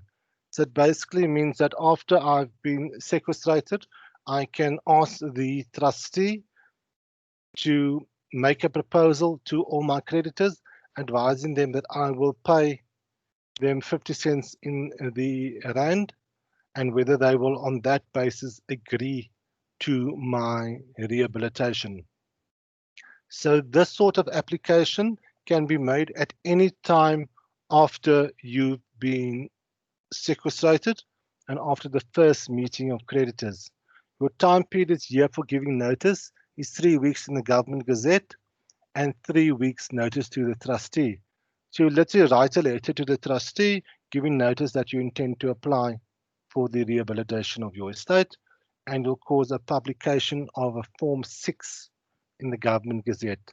And this Form 6 basically sets out that you intend making application for the rehabilitation of your estate and on what section you'll be relying.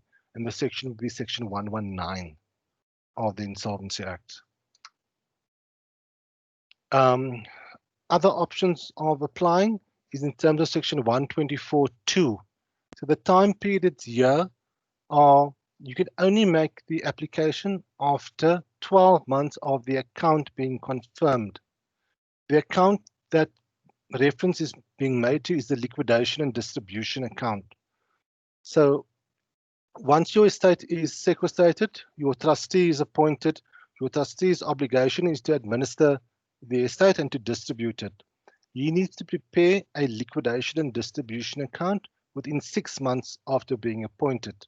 So the logic means that you can only do it after 18 months essentially, because the first account normally comes out within 6 months of you being sequestrated, and the section provides that it's only after 12 months after the account being confirmed and that you can make the application. If you like insolvency quite a lot and you enjoy being a sequestrated individual, you are a repeat offender, then you can only make application for the rehabilitation of your estate after 3 years after the account has been confirmed. If you are also a bit dodgy in your sequestration, you can only make your application from 5 years from the date of conviction. So if your conviction for fraud was interlinked with your sequestration, then you can only apply within 5 years or after 5 years from the date of conviction. I haven't seen a case which has in fact dealt with it because it's so difficult to prove whether the fraud was related to the insolvency or not. If you are applying within 4 years of the date of your sequestration, you need to have a recommendation from the master. So for any application, if it's made within 4 years from the date of your sequestration, you need to have the consent of the master. The essential test that that's asked is whether you are a fit and proper person, whether we can send you out back into the real world so that you can trade with ordinary businessmen, and whether you have learnt your lesson. So the test is really whether you have become a fit and proper person to be let out to trade with the public at large. Someone's asked the question, what if there are 10 creditors but one creditor is 80% of the value of claims? If there are 10 creditors, the one creditor who has 80% of the value will hold the value, obviously, and the other 9 creditors will have the number. So it's important that out of that 9 remaining creditors, they also support the composition. Sorry, I only saw that question now.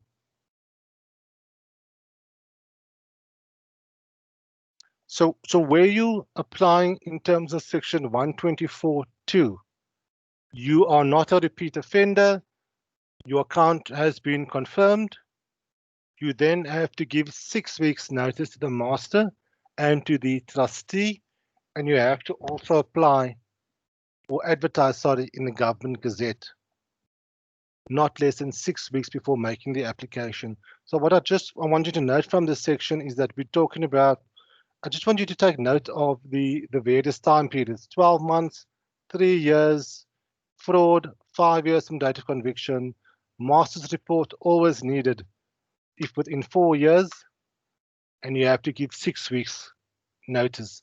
So just try to remember that it's either 3 weeks or a 6-week period. If you get 12 months, you get 5 years and 4 years. So just try to remember that.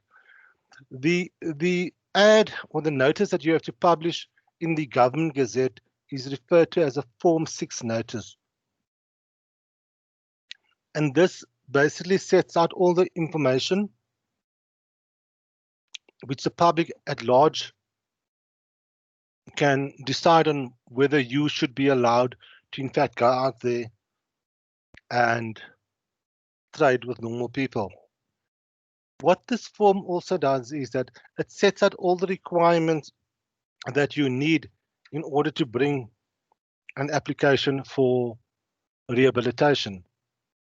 Who needs to bring the application? If I was insolvent, it would be I, the undersigned Julian Jones. You have to make oath and state that I am currently a adult male consultant providing non-legal advice, because I can't provide legal advice, providing advice to various parties. On question mark date, my estate was sequestrated at the behest of Standard Bank. A copy of the application is attached here to my question mark date stop. At the time of, Mr. Stephen Gore of Standing Trust was appointed as my trustee and has administered my estate. I've throughout the matter provided my full assistance to Mr. Gore. I've not been convicted of any fraud or criminal activity resulting in my sequestration, and it was a result of me investing funds into a Ponzi scheme which turned bad. As a result of the aforementioned, I lost all my money and was unable to pay any of my creditors. I've learned my lesson from the previous failure, and as such am now fit and proper to continue business with normal, solvent business people. I confirm that I've given notice to my trustee. I also confirm that publication has been effected in the Government Gazette. You attach the tear sheet. I've also given notice to the master as my application falls within the 4-year period. So it's very simple, the facts that you need to put into the affidavit. What you need to make sure of when putting an affidavit together is just put it in your own language, put it in your own words. it becomes so much easier for you to draft by putting it into your own words. I try not to criticize my clerks or associates when on the basis of language or style, because they may have a different style than what I have. And the issue is rather whether they're actually getting the information across. In terms of 124.3, you can apply after 6 months from date of your sequestration, provided there's no claim proved against your estate, you're not a repeat offender, and you've also not been convicted of an insolvency defense. I've got no idea in which paper will insolvency be.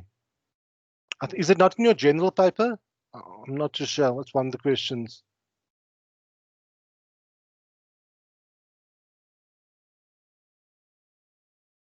If you are able to pay all your creditors in full, you sequestrated, but the period between which you are sequestrated and let's say a month after you sequestrated, there's suddenly gold found on your property, you're able then to pay all your creditors.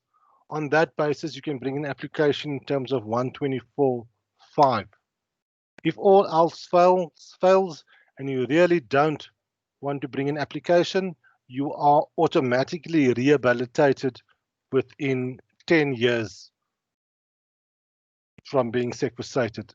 So you don't have to do anything, or you are automatically rehabilitated after 10 years from the date of your sequestration. Okay. Does anybody have any questions on that? What is so important to remember is just the various time periods within which you can bring what application. That if it's within 4 years, you need the master's consent. If you are a repeat offender, it's 3 years. Otherwise, it's 12 months. If you were caught with your hand in a cookie jar, it's after 5 years of the date of conviction. So it's just important to know the various time periods within which you can bring the application and whose consent you require, and that you need someone to be a fit and proper person and to show the court that you have in fact learnt your lesson from your previous sequestration. Is there any questions on that?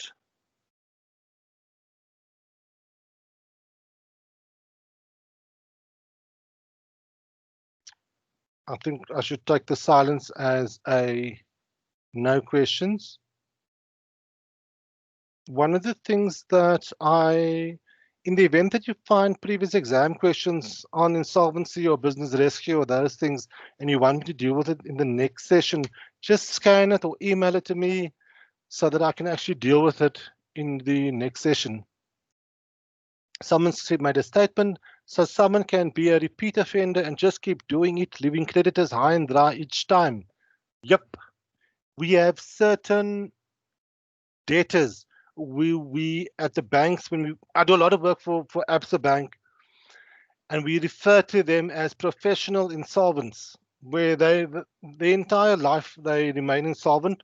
All their assets are hidden in trusts or in other vehicles, but their job is a professional insolvent, and that's their job, and some of them are very good at it. So just it's thinking outside the box. What we like to do is to have an inquiry and to question the debtor. And what we always do is that, let's say, if I was sequestrated and the bank believed that I somehow misappropriated money, I wouldn't call myself as the first witness. I would call my wife, my mother, my brother, my friends. I would not call me. You never call the debtor first. You call the debtor's wife or the debtor's husband first as your first witness, because the whole idea is to build as much pressure on the debtor as possible, and no one puts as much pressure as a disgruntled spouse.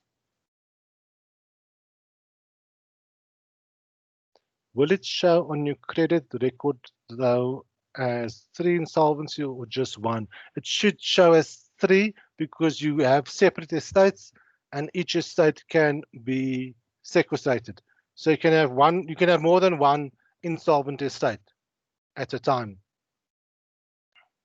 if you really enjoy being a professional insolvent. Okay. Are there any other questions? I just want to go into, I see I've got like 21 minutes left. And let's see, want to start on liquidations and see how far I can get. Is everybody happy that I continue with liquidations? Yes. Okay. Thanks, guys. I'm impressed that so many of you are still awake. Okay. So the New Companies Act, as I said before, deals with solvent companies. So if you want to wind up a solvent company, you look towards Section 80 of the New Companies Act. So New Companies Act, solvent company. Section 81, again, deals with solvent companies, says you can wind it up if the company resolves by special resolution to be wound up by court. A special resolution is a resolution passed by more than 75% of the shareholders of a company agreeing that the company be wound up. Or you can wind up a company on the grounds of it being just and equitable to wind up the company. And this is where you have a management deadlock where the company is solvent. It can pay its debts as and when they fall due, but there's simply a complete breakdown in communication between the management of the company and they are unable to actually move forward. And this often happens where you have a shareholders agreement which doesn't provide for a position where you have a deadlock. There's no deadlock breaking mechanism. And in this situation, the only alternative is normally to wind up the company. And lots of companies go that way, where the directors really outgrow one another. They become suspicious, and there's a complete lack of trust between them. So you can wind up a company which is solvent on the grounds that there is a deadlock, and you wind it up in terms of the new act. A shareholder obviously can also apply to wind up a company, and this is again on the basis where the company is solvent, but where there is certain fraudulent or otherwise illegal activity happening. So just remember, new act, you deal with where the company is solvent. So this is where it gets complicated, the future in the past. So what the Companies Act says, Schedule 5 says, despite the old act being repealed, Chapter 14, which deals with liquidations, will still apply, and it applies where the company is solvent. And then obviously, because of the great drafting in the Companies Act, there's no definition of what a solvent company is, which is quite surprising. In the Boschpoort case, the court needed to consider what the test was for determining insolvency, whether you needed to look at factual insolvency or whether you needed to look at commercial insolvency. Factual insolvency is where liabilities exceed assets. Commercial insolvency is where a company is unable to pay its debts as and when they fall due. You may have a situation where a company is factually insolvent, i.e. liabilities exceed assets, but the company is not commercially insolvent, in that the company can still pay its debts as and when they fall due. And the question which has arisen is, which insolvency do you look at for determining whether you go old act or new act? In this Boschpoort case, I find it quite ironic that the court says it must be presumed that the legislature deliberately refrained from defining solvency. I don't think they deliberately refrained from it. I think they just forgot to put the definition in on what solvency is. And what the court basically said was that where you are dealing with commercial insolvency, i.e. inability to pay debts as and when they fall due, then you look towards the old act. Where the company is solvent, i.e. it can pay its debts as and when they fall due, then you go to the new act because it's a solvent company. The court also said that commercial insolvency, i.e. liabilities exceeding assets, is merely an indicator of commercial insolvency. So it doesn't mean that because you are commercially insolvent, liabilities exceeding assets, that you are commercially insolvent, but it may be an indicator that you are commercially insolvent. Does everybody get that distinction between the two?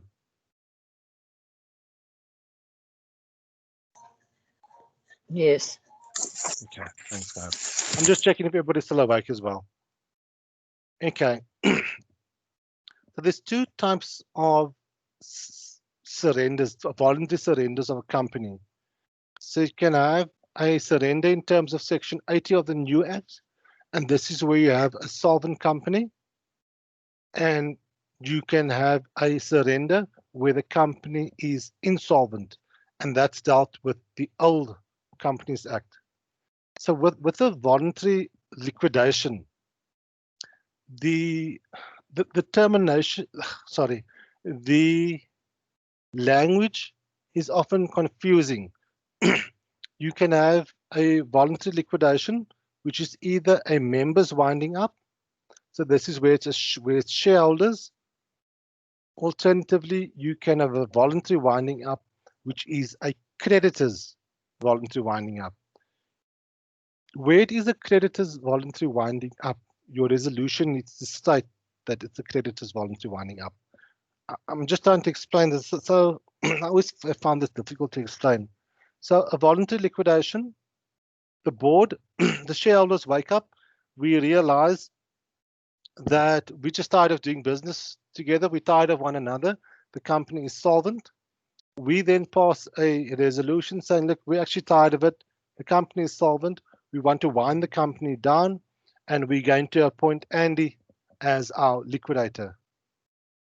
The resolution is lodged with the CIPC and takes effect from the date that it's lodged. The CIPC and the Master's Office then appoints Andy as our liquidator because he was nominated in our resolution. So it's regarded as a members voluntary winding up because it's passed by the members of the company, and most importantly, because the company is solvent.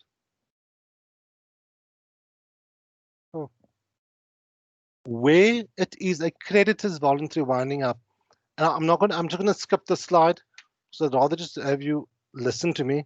Where it is a creditor's voluntary winding up, it means that it's still passed by the members. So the resolution is still passed, special resolution is still passed by the members, but it's called a creditor's voluntary winding up for the simple reason that the company is insolvent. So the company actually cannot pay its debts as and when they fall due. The company is actually de facto or commercially insolvent, and the shareholders are passing a resolution.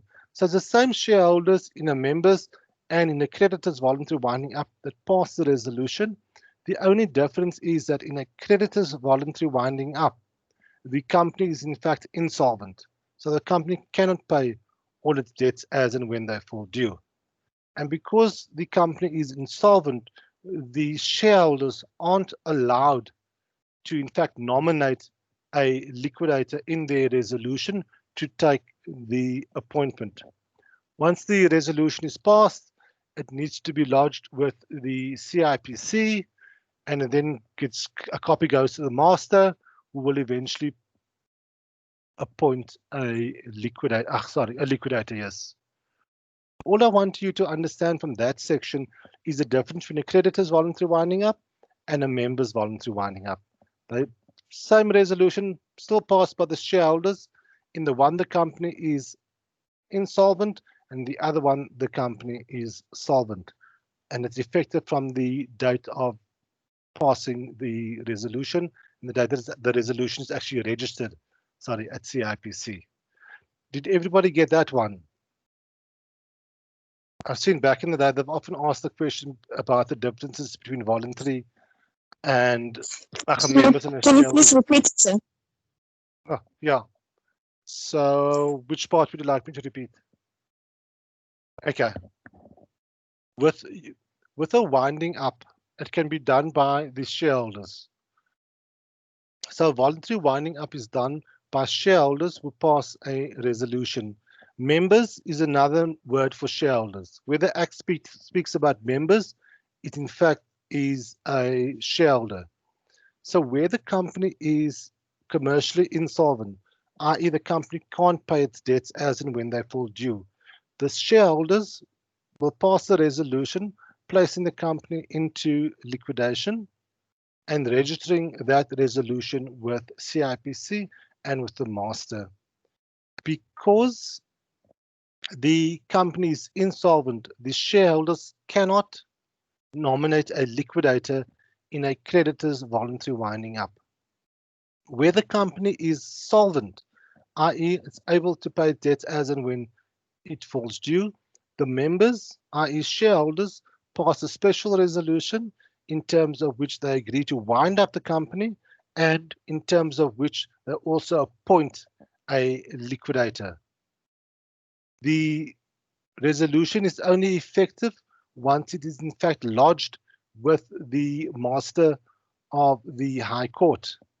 With a creditor's voluntary winding up, the master of the High Court together with creditors appoint the liquidator.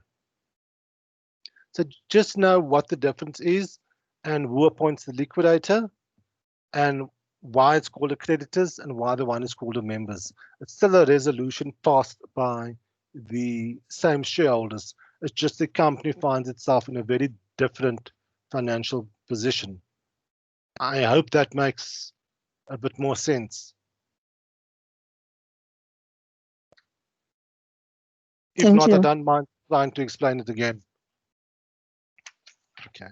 I'm assuming I only have till 11:30, eh?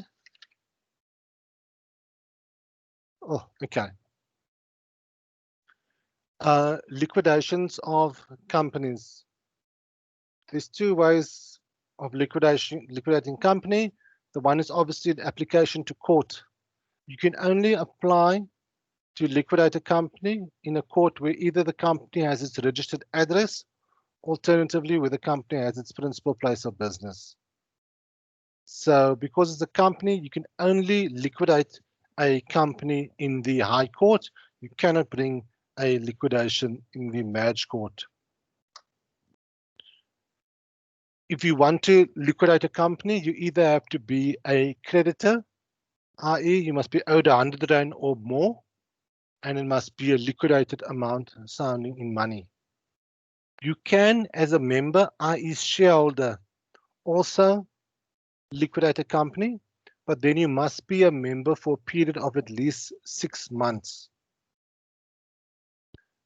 In order to prove that you have been a member for 6 months, your name must be entered into the share register.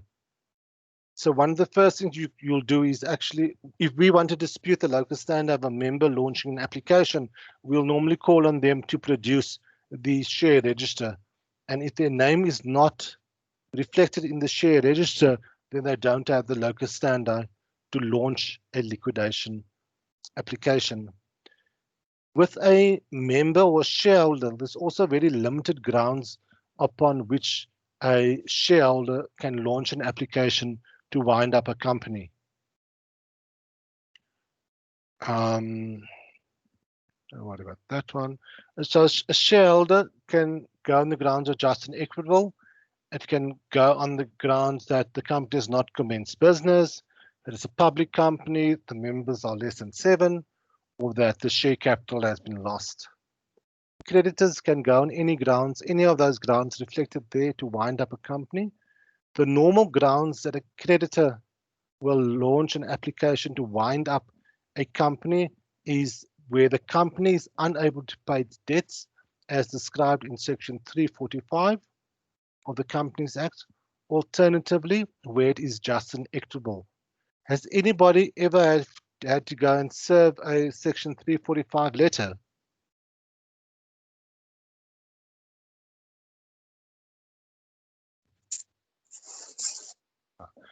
Okay, No. Marika, I think Marika said yes. What did you actually do? And where did you go and serve it?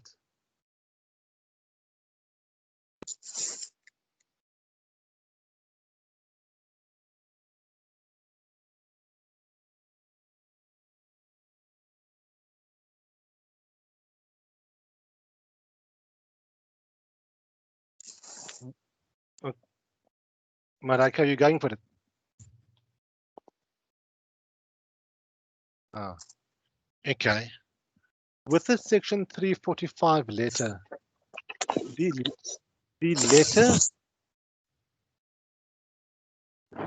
is a presumption of insolvency or commercial insolvency.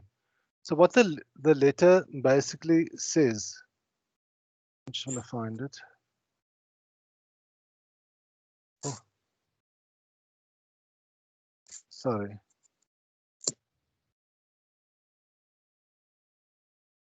Sorry, I'm just going to the slides. I'm trying to find it.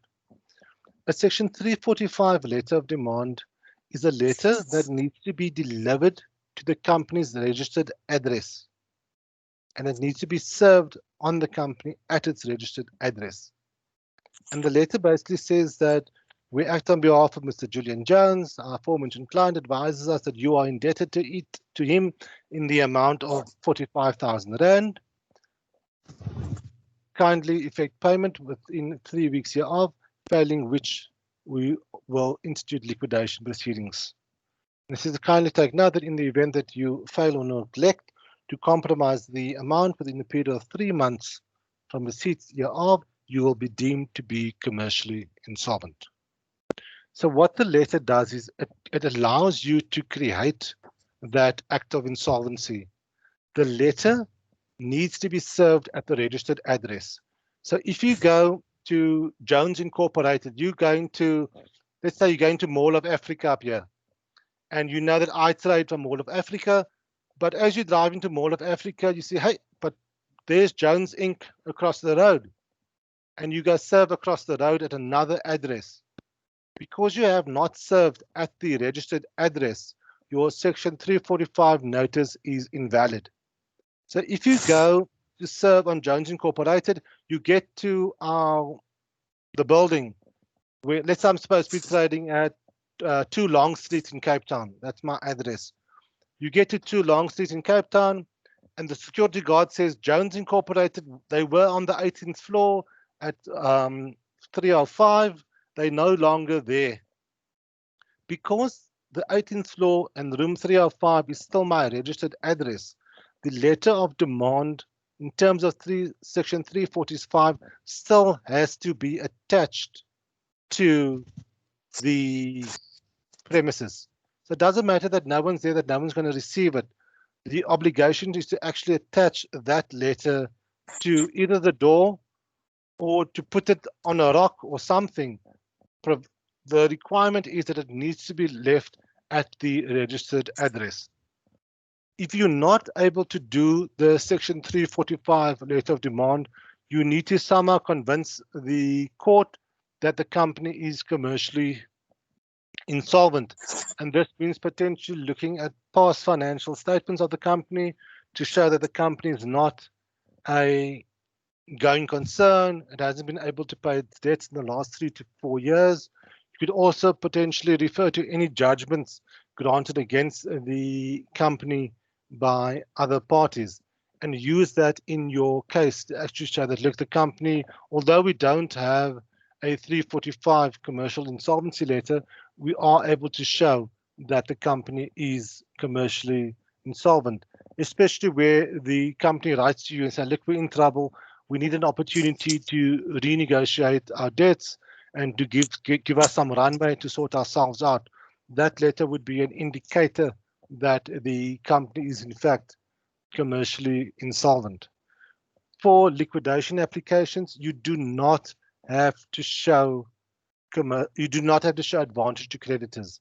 The only thing you have to show is that there's a debt, 100 Rand, it's liquidated. The company is in financial distress or commercial insolvency, i.e. can't pay debts as and when they fall due. Alternatively, you have the 345 letter. Alternatively, you can put facts before the court to actually show what the financial position of the company is. You can also bring an application to wind up a company on the basis that it's just and equitable to wind it up. There is no set list of what just and equitable in fact means. In the event that I start a company, the purpose of my company is to grow weed. I'm in the weed business is good. All of a sudden, government passes an act in terms of which the sale of weed is prohibited. And the government also doesn't allow me to donate the weed with any t-shirt bought. So the whole reason for my business has collapsed. And on that basis, it becomes just and equitable to, in fact, wind up the business. Alternatively, where there is a management deadlock, the directors hate one another, can't stand one another, and just actually want to kill one another with plastic spoons. So the company cannot actually make any decision going forward. It's actually it's defunct. On that basis, you could also bring an application to wind up the company based on the grounds that it's in fact just and equitable. In the APCO case, the court said that one of the partners to the JV agreement had an Anton Pillar application served on the other party to the JV agreement.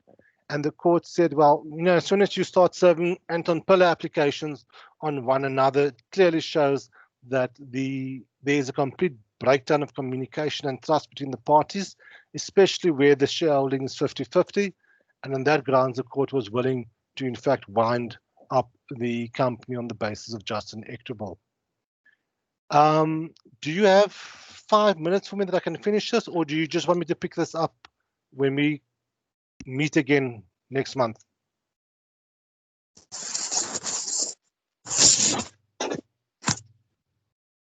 Can you please finish there? Okay, thank you. The next session is somewhere in October.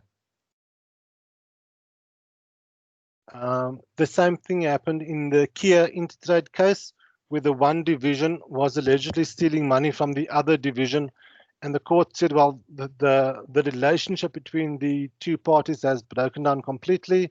No one trusts the other party, and as such, there's no point in having this venture between the two entities, as they're just not going to be able to reach any decision going forward. Insofar as just and equitable is concerned, you can bring it either if you are a creditor, alternatively if you are a shareholder of the company.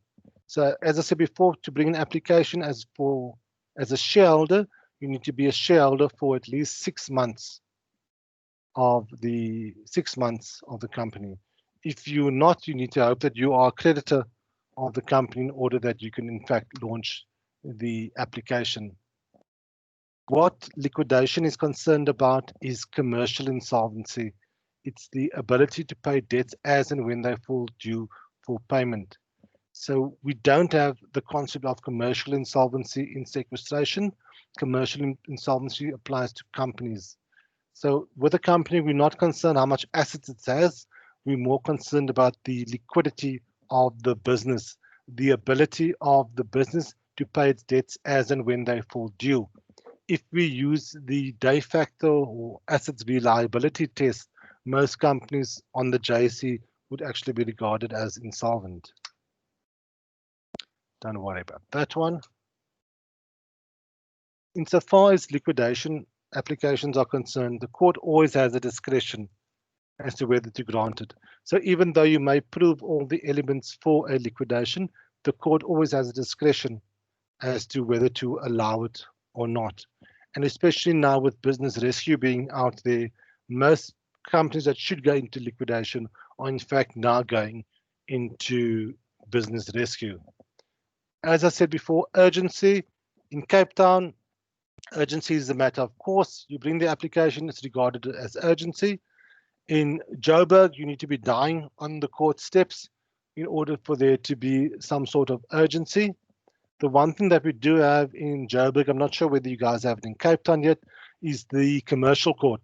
So we have a specialized commercial court up here that only deals with commercial matters, and it's quite useful because you come before a judge quite early, and the judge will determine a timetable for the hearing of the matter, and things get expedited quite quickly. So, insofar as liquidation applications are concerned, this is what your application or your notice of motion on affidavit would have to be. In your affidavit, you need to show you the applicant. You've got locus standi. Why do you have locus standi? Because you are a creditor. You are a creditor in an amount of 100 rand or more, and the amount is liquidated. You want to liquidate the respondent, which is a company. The company has its registered address at 2 Long Street in Cape Town, which falls within the jurisdiction of the Cape High Court. Therefore, the court has jurisdiction to entertain the application. Background to the matter: how did the indebtedness arise? On about X date, an agreement was entered into in terms of which the applicant sold to the respondent various bicycles. The respondent duly took delivery of the bicycles but failed to pay the purchase price of 200,000 rand. On XYZ date, I caused a Section 345 letter of demand to be served upon the respondent. I annex here to the confirmatory affidavit of my candidate attorney, Mr. X, confirming service upon the company at its registered address. Remember, we don't need to show advantage to creditors. In compliance with the Act, a copy of the application was served on the master, SARS, and on various employees. Remember, for employees, first prize, place it on a notice board. If you can't get into the building to place it on the notice board, place it on the front door. If you can't place it on the front door, place it on the gate. If you have your phone with you, take pictures of where you're placing the application so there can be no dispute as to whether the employees were in fact given notice of the application. Effective date for the liquidation is the date you issue your application. And this date is important for voidable dispositions. Your sequestration, the effective date of the sequestration order is the date the order is granted. With a liquidation, your effective date is the date that I issue the papers. So I can issue the papers today on the 28th of September. I can be in court in a year or 2 years' time and only get my provisional order in 2 years' time. However, the date of my order will date back to today when I in fact issue that application. And the reason why that date is important is because you calculate all your voidable dispositions from that date, and all share transfers are in fact void from that date. Closed corporations, yeah, don't worry about that. Okay, that's the rest. I'll pick up with you on my next session because I'm not going to have time and I don't want to end in the middle of anything. If you have any questions, please drop me an email. You know, you can give my office number is 011-530-5590. So if you have a question and you really want to speak to me and you're not sure, please give me a call. Yeah, otherwise drop me an email. Please send me any questions that you have that you want me to raise at the next session. If there's anybody have any questions, or are you all good to go for family law? I'm good, thank you. Am I speaking too slowly? Am I speaking too fast? Are you happy with the speed at which I'm going and I'm explaining certain of the concepts? The pace is good, thank you. Okay. Thanks, guys. Enjoy the rest of your day and good luck for the rest of it. It is Monday. Thank you Thank you, very sir. much. Okay. Cheers, guys. Bye.